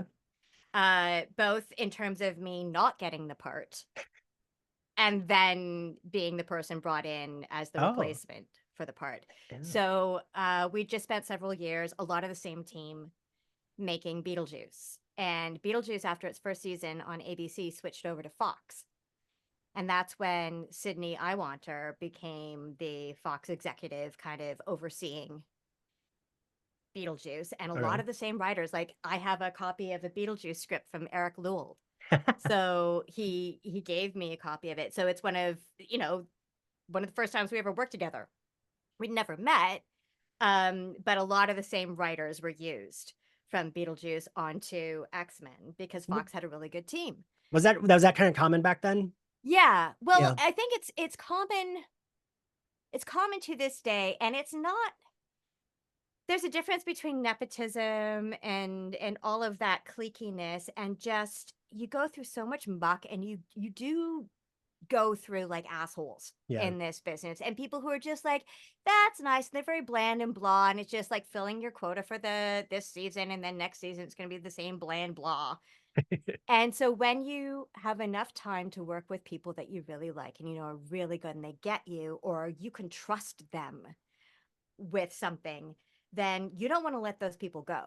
You hang on to them, and you start to cull and pull your team together and be like, if I was ever going to be in charge of a show, these are the people that I would bring onto it. So Sydney had a good group of people like that. And we had just finished doing Beetlejuice. They started holding auditions for X-Men, even though it wasn't called that. It was like X Project or X something. George Buza remembers this really well because he was the only one out of us who actually knew the X-Men. He was really? an avid comic reader and collector. So when he went in, he's like reading the description of Beast and reading the description of the show. He's like, but X adventure is this, or Project X or something. He's like, this is the X-Men. And then he's like, oh my God, this is the X-Men. Right? And so, but he was able to bring that gravitas and that intelligence to Beast that I think so many of the other actors just completely missed because they didn't know the character. Right. Understandably so. Yeah. When I went in to audition for Jubilee, it was Dan Hennessy, who was my voice director for Beetlejuice. It was like the same guys there. There's Sydney Iwanter in the booth, kind of giving me this scowl. And Dan says to me, he's like, so Jubilee, she's like Lydia's slightly older, sassier sister. I'm like, okay. So I do my thing, and he's like, nailed it. Thanks, babe. And that's it. Never hear from them. I go off on a cruise. I get hepatitis A from eating the guacamole and the ice and whatnot. And on a cruise. Well, yeah, and then it stopped at different ports, so I don't know if I got it from the cruise itself or from where we stopped. Yeah. But came back, so a few weeks later, I'm like sick as a dog, liver disease, it's not fun. And I'm jaundiced, so I look like I've just been to a really bad tanning salon or like smeared all of this fake tan all over me. And I get a call from my agent, and she's like, so when you say you're sick, how sick are you? And I'm like, I mean, I'm pretty effing sick. Yeah. I'm like, I'm actually contagious. I can't kiss my boyfriend. Why? She's like, that thing you auditioned for, well, they're not happy with the girl that they got. They're wondering if you can come in. Let me find out. Next thing I know, like by the end of the conversation, they're wanting me to come in essentially like the next day. Oh, geez. Yeah. But there's Sydney. I want her again. And he's like, hey, so you're a replacement on this because I lost the argument. I didn't want you on this. I'm tired of hearing your voice as Lydia. I never want to hear your voice ever again. So you got to prove to me that you can do something where you don't sound like Lydia. All right. And honestly, he was right. I had played Lydia for so long. My voice had moved from being sort of more musical down here or like mid-range here. And then it kind of went into the nasal for so long because it was Beetlejuice. We have to get to the netherworld. Like it kind of lived up in here. And that became my speaking voice because I was doing so much of it for so long. And it was like a boot camp with Sydney to get my voice to try to go into a slightly different place and have a different attitude. So that makes sense. But as annoying as he was, we actually ended up becoming really good friends, and it was really great for me, just from an acting perspective, to have someone who just sat there and just was like nitpicking me to make sure that I didn't sound the same. So I wanted to loop back for a second because I know you had said that it started out as a Buffy the Vampire Slayer fan. Yeah. Okay. Podcast. Yeah. So one of the things that my mom and I share is a love for Buffy. One of the last cons that I ever did right before COVID hit was in London, Ontario. And James was there. I don't know if you could see this. He's so nice, right? And so handsome. He's amazing, right? And he put, my mom's name is Judy, so he put to Judy, bite me. I love that. So I got that from my mom. And then for this past Christmas, I got her, it was for both of us. We got tickets to the it was the one man play. I had him on. He did Buffy Revamped. Yes. Yeah. Yeah. Well, have you seen it? He's coming to New York. I got to email him because I just saw that he's coming to New York, and I'm like, oh, I have to email him. Then I won't do any spoilers, but it is so worth. It's phenomenal. Like he's just amazing. 7 seasons of Buffy all in an hour. He was very nice and charming when I had him on because people kept tagging me, but I was like, I don't live there. I can't go. Like it was like overseas, and I was like, this is something I would totally go if it was nearby. So I was like, yeah, let me shoot him an email, see if he wants to come on. And yeah, he was like, oh my God, yeah, cool. And he was so nice. Yeah. Alyson, oh my God, I have to have you on for a Buffy episode then, because what I've been doing is we're revisiting episodes as they turn 25, which makes me feel so old, but season 3 is turning 25. So we've been going through season 3. Okay. Yeah. Okay, then I might have to drag my mom on as well, because she even did a philosophy course on Buffy. It was University of Toronto, like continuing education or whatever, and it was just a four class session about Buffy and philosophy. There was a textbook for that, wasn't there? I think so. Because I think I own the book for that. Okay. Well, my mom did the class. Okay. So listen, Alyson, I think we just became best friends because also I will tell you, my mom is the reason I got into Buffy. My mom loved it. Are you familiar with the Buffy comic? Mm-hmm. Yeah. Do you okay, so this is actually done by Cliff Richards. Oh, cool. And he did a lot of the Buffy the Vampire Slayer art comics, and Katrina Mayhow who does like Avatar, Last Airbender and stuff, she did the colors on this. Oh, cool. So yeah, this is my husband's book, but he works with Cliff Richards a lot. That's so cool. What do you do with that? Like when you're part of a fandom, are you like, I love Buffy, or do you just not bring it up with someone who's worked on art for it? Oh, that's a really good question. I think I'll enjoy stories. I won't necessarily gush or anything, especially when it comes to the actors. I'm usually very like, hey, fist bump. It's kind of a cool life we have, right? But it's something that I mainly just enjoy it with my friends and family, like as a watch party, or it's something that I'll enjoy with my son, like Doctor Who. Avid Doctor Who fans, just because it's something that I grew up on, and then I was able to then watch it with my son and ride that wave together. So there are things where that's where the joy comes, because it's the connection that I have with somebody else.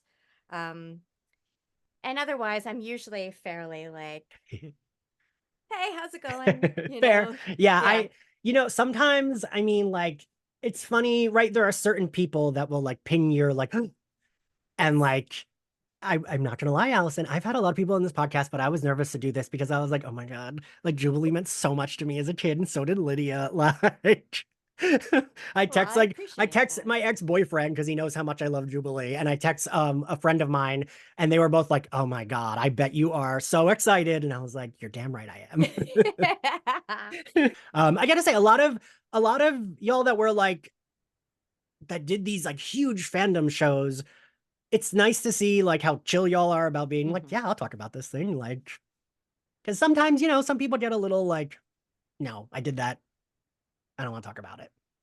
Yeah, I can understand. There's stuff, there was a period in my life where I almost wanted nothing to do with Comfy Couch, just because I'd been out in public dressed as a clown for so long. Yeah. And it was just, I guess I was getting very frustrated, and I was over it for a while. And I just needed time away. But funnily enough, I didn't really take a whole lot of time away, because then I just switched to doing charity appearances. rather than the big public appearances. And that like instantly pulled me back in even more so. But I guess my biggest problem was I had sort of lost the meaning and the reason behind it. That makes sense. So then by doing the charity appearances, it all became very, very clear again. It was like, oh yeah, get over yourself, you pouty little bitch. Like, it's fine. Life is good. You know? That's really nice to hear. And I appreciate that honesty as well, because it does, like, I do get it when some people are like, oh, but let's talk about my new thing, or let's talk about something else. Yeah. I do understand that. I mean, hell, I'll have people be like, oh, I just started your podcast when you're talking about this, this, and this. And I'm like, I don't remember what I said. Like, yeah. I barely remember what I said on like last week's X-Men episode, let alone an episode from 5 years ago, you know? Yeah.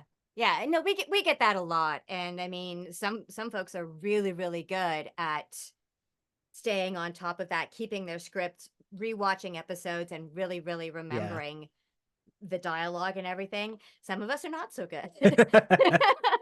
So we're like, hey, that moment that you just said, did you like it?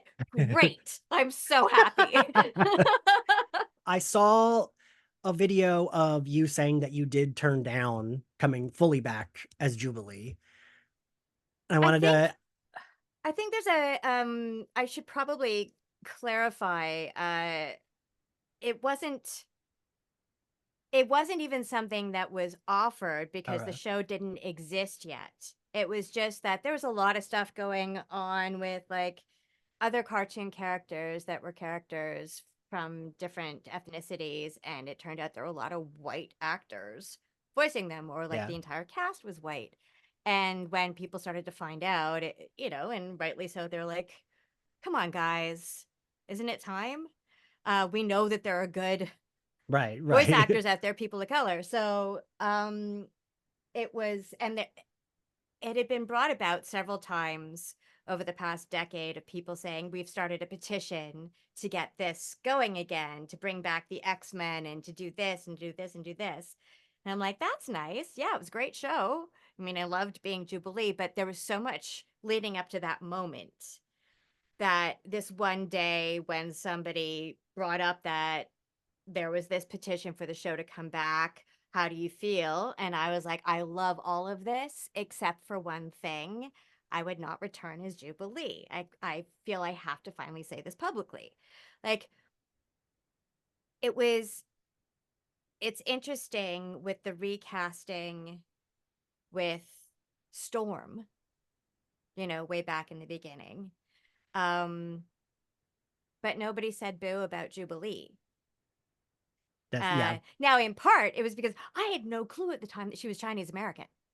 Oh, really? Like, I didn't know. I didn't know. Because again, like you said, she could have been Puerto Rican. Yeah. Right? Like the way that she was drawn. And I remember having cells where they actually had her with blue eyes at times, and she even in the comic book, she appears with blue eyes at times. And it could be just, what they're trying to show is like a reflection of light or something. But it was, like we said earlier, it was ambiguous. Yeah. So later on, when I found out that she was of Chinese descent, I was like, well, that's awkward. Yeah. But I never met anybody who actually took issue with it. So really? That was always lovely. Like, I have a lot of Asian Canadian friends who are actors who, like, our first time meeting, they've come up and they were like, I just want you to know Jubilee was everything to me. And I'll be like, I'm sorry that I was a white chick voicing her. And they're like, no, I didn't care having her on screen and how you did the character. That was everything. Like, just seeing her on a cartoon was everything to me. And I'm like, well, thank you for that. But while I appreciate all of that, it isn't just about seeing the character on screen. It's also about equal work opportunities. So that's what I said. This was in, I think, 2020. Okay. So I just said online, I made this one post saying, hey, X-Men is phenomenal. I would love the show to come back. I won't voice Jubilee. So it was a personal choice that I said, look, I took on that battle, and there are a lot of people that had very strong opinions about it. And that's fine. I can go. 10 rounds, 12 rounds, how many want to go? So when it did come back, and they reached out and, they started with the whole, like, in this day and age, blah, blah, blah. And I was basically like, I'm going to stop you right there. Here's what I've already said publicly a few years ago. We're on the same page. I loved, it was an absolute honor to have been part of this universe and to have been able to voice Jubilee. She resonated with me in so many ways that I didn't even realize at the time. That's nice. And being a part of that world and being able to be a part of that fan base has been, a privilege of a lifetime. But I was so ready to pass the torch. For one thing, like, I'm 50 and she's 18. So I'm glad they aged her up a little bit finally. Yeah. But I was 18 when I started it, right? Like, it was, and I want to believe that I'm slightly more mature now. So Listen, I keep saying every time I interview one of y'all, I said this to Lenore Zahn last week, like 10-year-old me would be as excited as 41-year-old me. Like, I'm still like, well, yeah. Did you ever think this would happen? Like, that it would come back? Probably not in the way that it came back. They did it right. I wish other shows would see you don't have to reinvent the wheel. You don't have to go back and do the same script over again. Like, you can pick up where you left off. If it's a property worth putting money into, then allow the stories to continue forward. Like, the source material is, well, they'll never be able to cover all of this. Right. Yeah. So it's not like you're starving for ideas. Really, the difficulty was picking which ones, what lines do we go with, and you can see that in the episodes are so jam-packed with so much. But you can tell, and I've seen from what Bo has written, stated publicly, just that there was a point in the story that he wanted to get to, where it was like, okay, now here's the meat and potatoes and what we're going to going forward. But there's so much else that we had to cover first. Yeah. And he wanted to make sure that everybody got their due, right?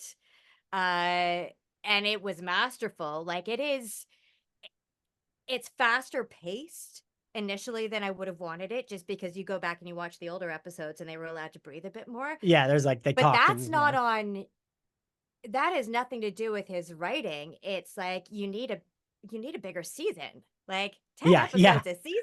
What? Come on, guys. We have been talking about this a lot on the podcast, how, like, since we started as a Buffy podcast, a lot of the folks that are regulars, have been regulars since we fully covered Buffy. And a lot of us will say, like, I do miss the 22 episode seasons. Like, they were able to do so much and have, like, as a fellow Buffy fan, it's like, right, we would get like Cordelia featured in one episode. That's a one-off. And we would get Anya, and it, like, that progressed the characters with having these, like, one-offs. Yes, so important.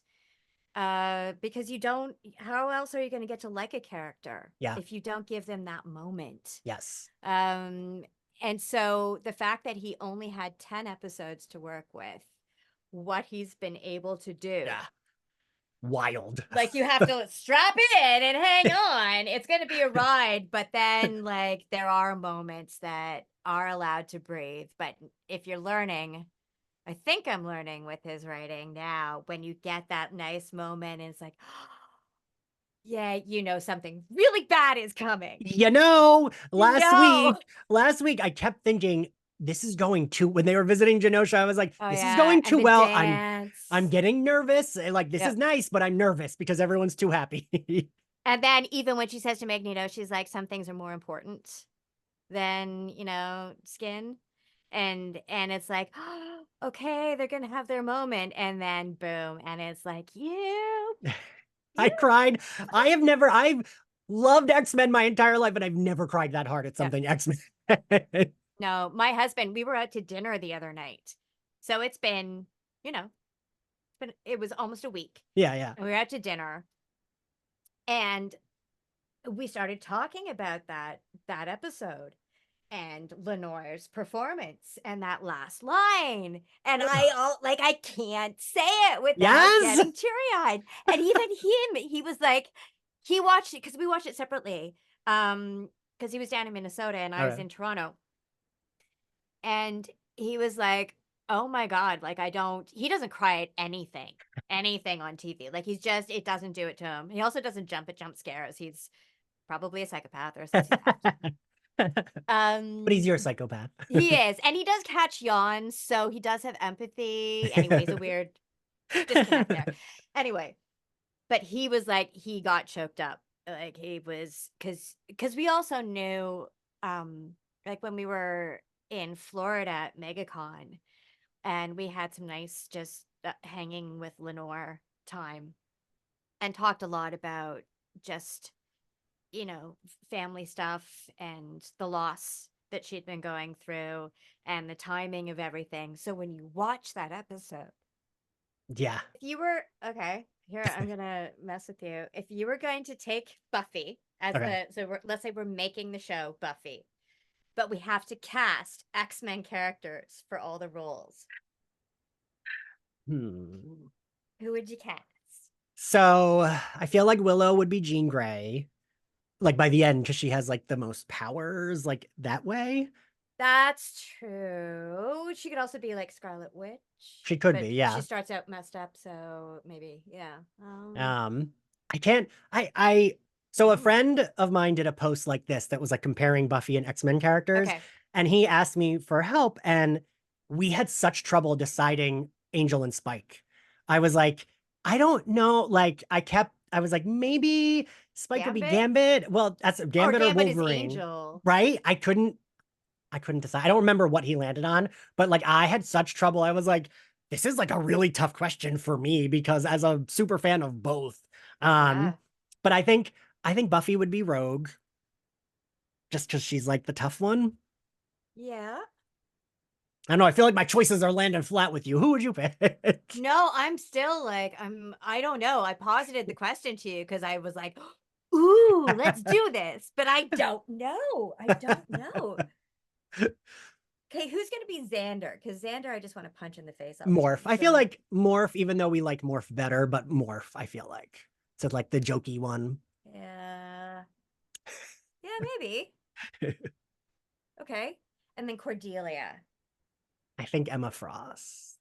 I know she wasn't in the cartoon a lot, but because eventually she becomes a hero. She like joins the X-Men. Oh yeah. So like I feel like that's kind of right. Cordelia like having her arc of like Mean Girl, but then Heart of Gold, and then like being a hero. But then I almost feel like what was her name? Was it Willie? No, what was her name? Crap. Give me like one little hint and I'll get it. She was on Angel, Amy. Fred. Thank you. I knew it was like a boy name. Fred, thank you. I can almost see Rogue being her. I can see that. Because of Rogue's past and like just the bad stuff that she went through, and then when she does become that all powerful, that's also. Okay, we have an assignment now. We're gonna have to compare notes. Listen, I started off my day with a DM from you, and now we're talking Buffy. My nerd brain is very complete. Real quick before I let you go, I feel like I fully got off the X-Men topic. What was it like doing Abscissa? Coming back as this like alternate reality Jubilee? It was lovely. It was great. I was recording by myself. Okay. So I didn't get to record with Holly. But because we had to go back in because they were still like editing stuff, fitting the dialogue, and once they started to cut stuff together, changing things around. So I think I ended up going back in like 4 times. But it was around the second time that I went in, and I got to hear like 2 lines of her dialogue in there because I was doing it to picture. Okay. So I got to see what things look like right from the get-go. I was like, that's cool. Okay, there she is. Yeah. Because that's not the norm, right? When you're voice recording. Not usually, no. Yeah. No. So that was fascinating that there was already something for me to voice to, and they'd done a scratch track. So the first time I was in, it was all just scratch track voice. And then the second time I went in, there were a couple of lines that I was responding to that I knew.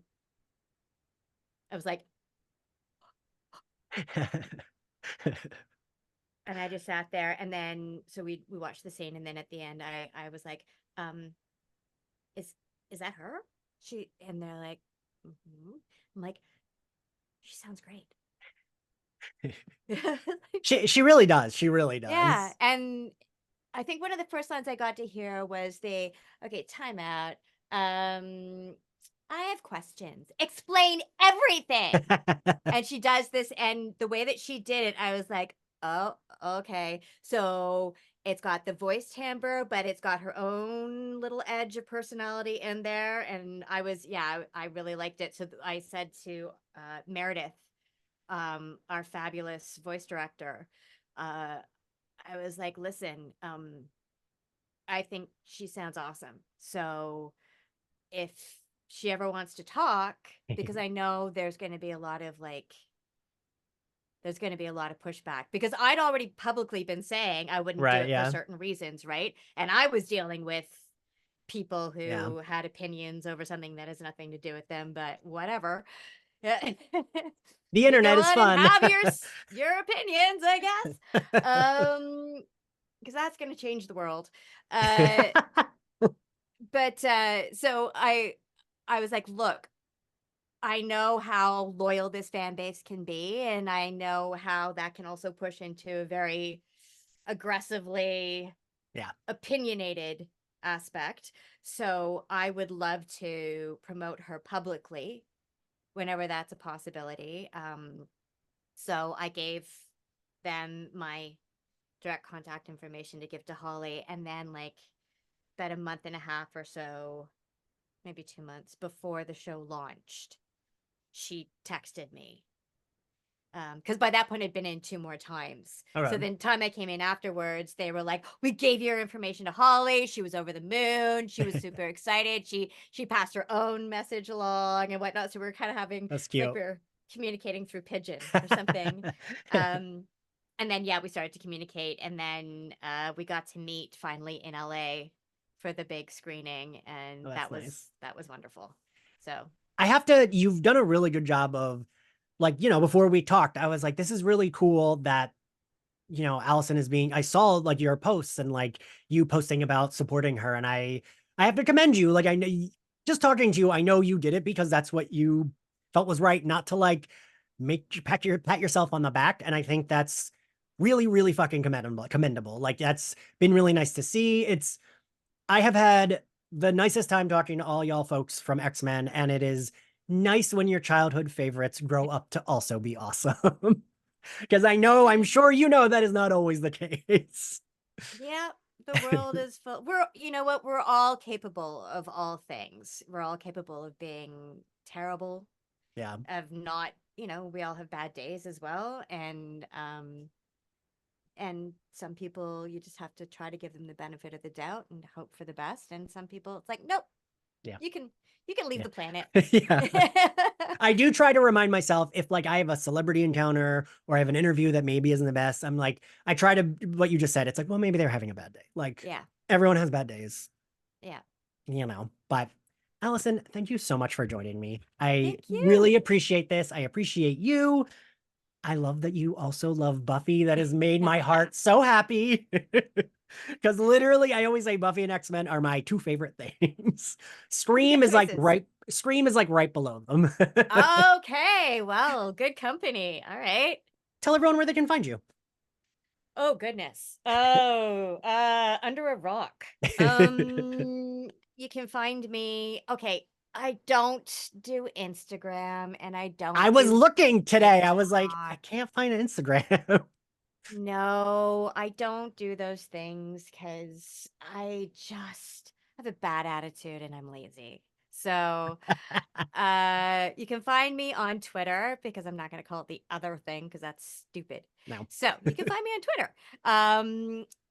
Facebook, I just do for friends and family to make sure that my favorite teacher is still alive, and things That's so like cute. that. So it's really just Twitter, and our website is trepidationcomics.com. I have to make sure I'm getting it right. It's all you thinking about that. Yeah. Trepidation Comics, like COMICS. So Trepidation Comics, all one word.com. And that's it's my husband's company. He started it. And then we're starting to do like personal promo stuff. And even like you'll be able to get like personalized video messages and autographs and possibly like Zoom stuff coming in the future. So that's that. And it's also where you can get, I wanted to show you this before we go. So this is one of his books, the Bible too. It's been around for over 10 years, but it's yeah. And I specifically wanted to show you. So, you know how in comics, a lot of times people will do like variant covers and con exclusive covers. So at one point he did a con in Kansas City, Missouri. And so the cover for that con exclusive was called A Face Full of Peter. That is so good. And the Westboro Baptist Church protested him. You're like doing good if they're protesting. Yeah. So I just had to share that with you. I very much appreciate that. And this is the right audience to share Sexy Jesus. Sexy Jesus and Peter. Yep. Thank you so much, Alyson. You are a delight. And I hope I can have you on again to talk Buffy sometime. Happy to, anytime. Thank you so much for having me. What was your favorite scene, Rob? Oh, God. I mean, I love that my girl Emma's alive, but I actually think it was that moment right after Rogue dropped him where everyone just was they let that moment breathe before he came back to life, where they're like, wow, we really just let that happen, didn't we? Like, before they almost all got murdered. Yeah. Kevin? It's between that one and then the Nightcrawler moment, because I think those represent what this episode was going for. And I think now they have to figure out if where they stand. Like, are they heroes? Are they out for vengeance? I think they're gonna have to really fight with Xavier when Xavier comes back. I think their ideologies are gonna clash a little bit. Yeah. Talking to you guys, I feel like I am confident in saying they might be going for the ragtag. Well, the X-Men have had, because someone, Brett, I can't remember if it was in our last recording, someone mentioned Schism, and we could be leading to that, but with maybe these X-Men and Xavier, and at some point the roster will have to change if we're having the all Australian Outback, baby. Yeah. Oh God. Yeah. Brett, what was your favorite scene? I mean, I'm just gonna say Rogue chucking Captain America's shield just because, it's just great. And now we have a new iconic Rogue moment. This is now top 5 Rogue moment to me. It's just my favorite scene, along with you, Kevin, is I just cannot overstate how much I loved Rogue hugging Kurt and then turning and seeing everybody there for her. Beautiful. Encompasses at the very basic level what the X-Men are about, which is chosen family, which isn't I'm not trying to say that that's a great idea, Ian, wow, who no one ever thought of that. Everyone thinks about the fucking X-Men, but that's what they are about, right? So that it's touching to see the show written by people that get it. Yeah. What grade do we give this episode, Brett? I'll say I will BB plus. Okay. Just because there's got to be some gradation. They can't all be A plus. Incorrect. They all can be. Rob, what grade do you give? I say you're right. That's why your Motendo and your Life Depth arcs get the high, strong Bs, and I give this one an A. Yeah. I think it handled the aftermath of the other A episode extremely well and makes me really excited to see where they're going. Kevin? Yeah, I'm gonna say it's a solid A. Not extraneous, but just right there, passing and doing amazingly. As someone who is going through grading all of his final papers and worksheets that he gave his students. I'm in my grading mode, and I give this an A+. It's like my third favorite episode. I do not think every show handles grief well. I think a lot of shows will try. A lot of shows will just ignore it altogether, not even try. A lot of shows will try and not get there. Buffy is one of the few shows that has always gotten there for me. The Magicians also got there with their final season. And this was, for all intents and purposes, even Buffy, they have Forever, right? That's a really good episode, but it's not a fun watch. It's miserable. It's so bleak. But it's well done. But even Buffy, that's like not I will skip that episode, especially now that I have a dead mom. I absolutely skip that episode. But like this was both like sad and emotional and like done. Uplifting. Yeah, but yeah, and we also still got like our actiony moments and like our fun big battles. So it had like everything. So yeah, I give it an A+. It actually parallels with Villains.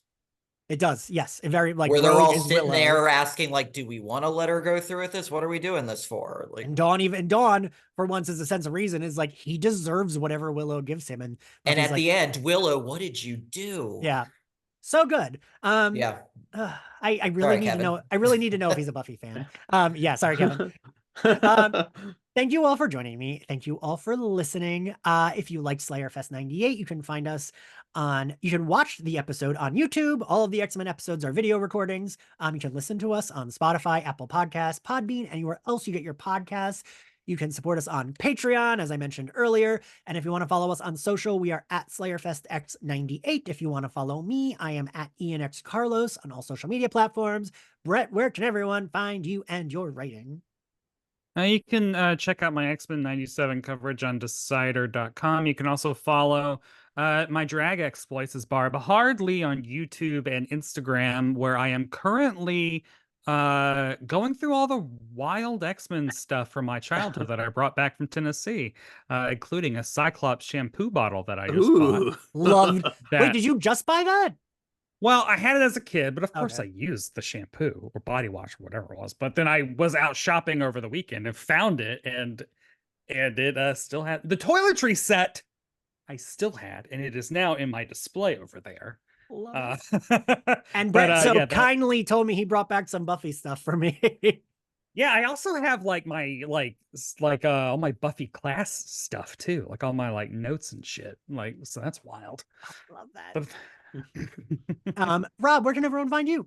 On the dumpster fire, that is Twitter/X, whichever you prefer, at RS Huff and Stuff. I am also trying to be more active on Instagram at Rob S Huff and Stuff. I'm sorry I couldn't get the same name for both.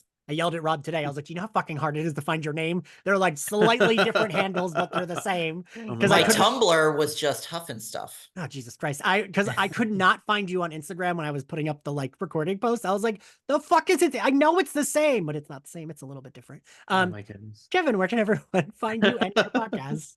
Yeah, you can follow my personal Instagram, KJEEZY87. That's my Mod Podge for everything, modeling and singing and podcasting nerdiness. Then you can follow my X-Men podcast, Solving for X, where we're covering every X-Men animated series. And we did start the movies too. In the interim, waiting for 97 to start. We started the movies. We didn't finish. We still have 3 more to go through. Good luck. Yeah, well, we talk about all rough break times. It all down. Yeah, no, craziness. So there's that, Solving for X. You can follow my other podcast, a Charmed podcast, if there are some Buffy Charmed crossover people. I know there are plenty. That's Words of the Witches. Currently we are in the final stages of that Charmed musical that I wrote, and Ian has a little cameo in it, so that's very fun. I was like, I can do it, but I can't sing, and you were like, all right, fine. Yeah, so you and Paul have some really fun cameos, and but I'm excited for the show. It was fun writing, and the cast is from all over the world. So yeah.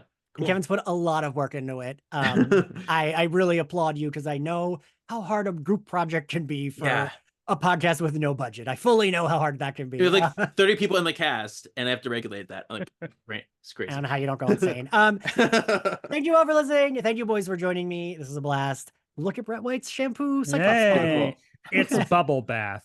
Go to YouTube where you can see what this insane thing is. And we will see you next time. Bye. Bye.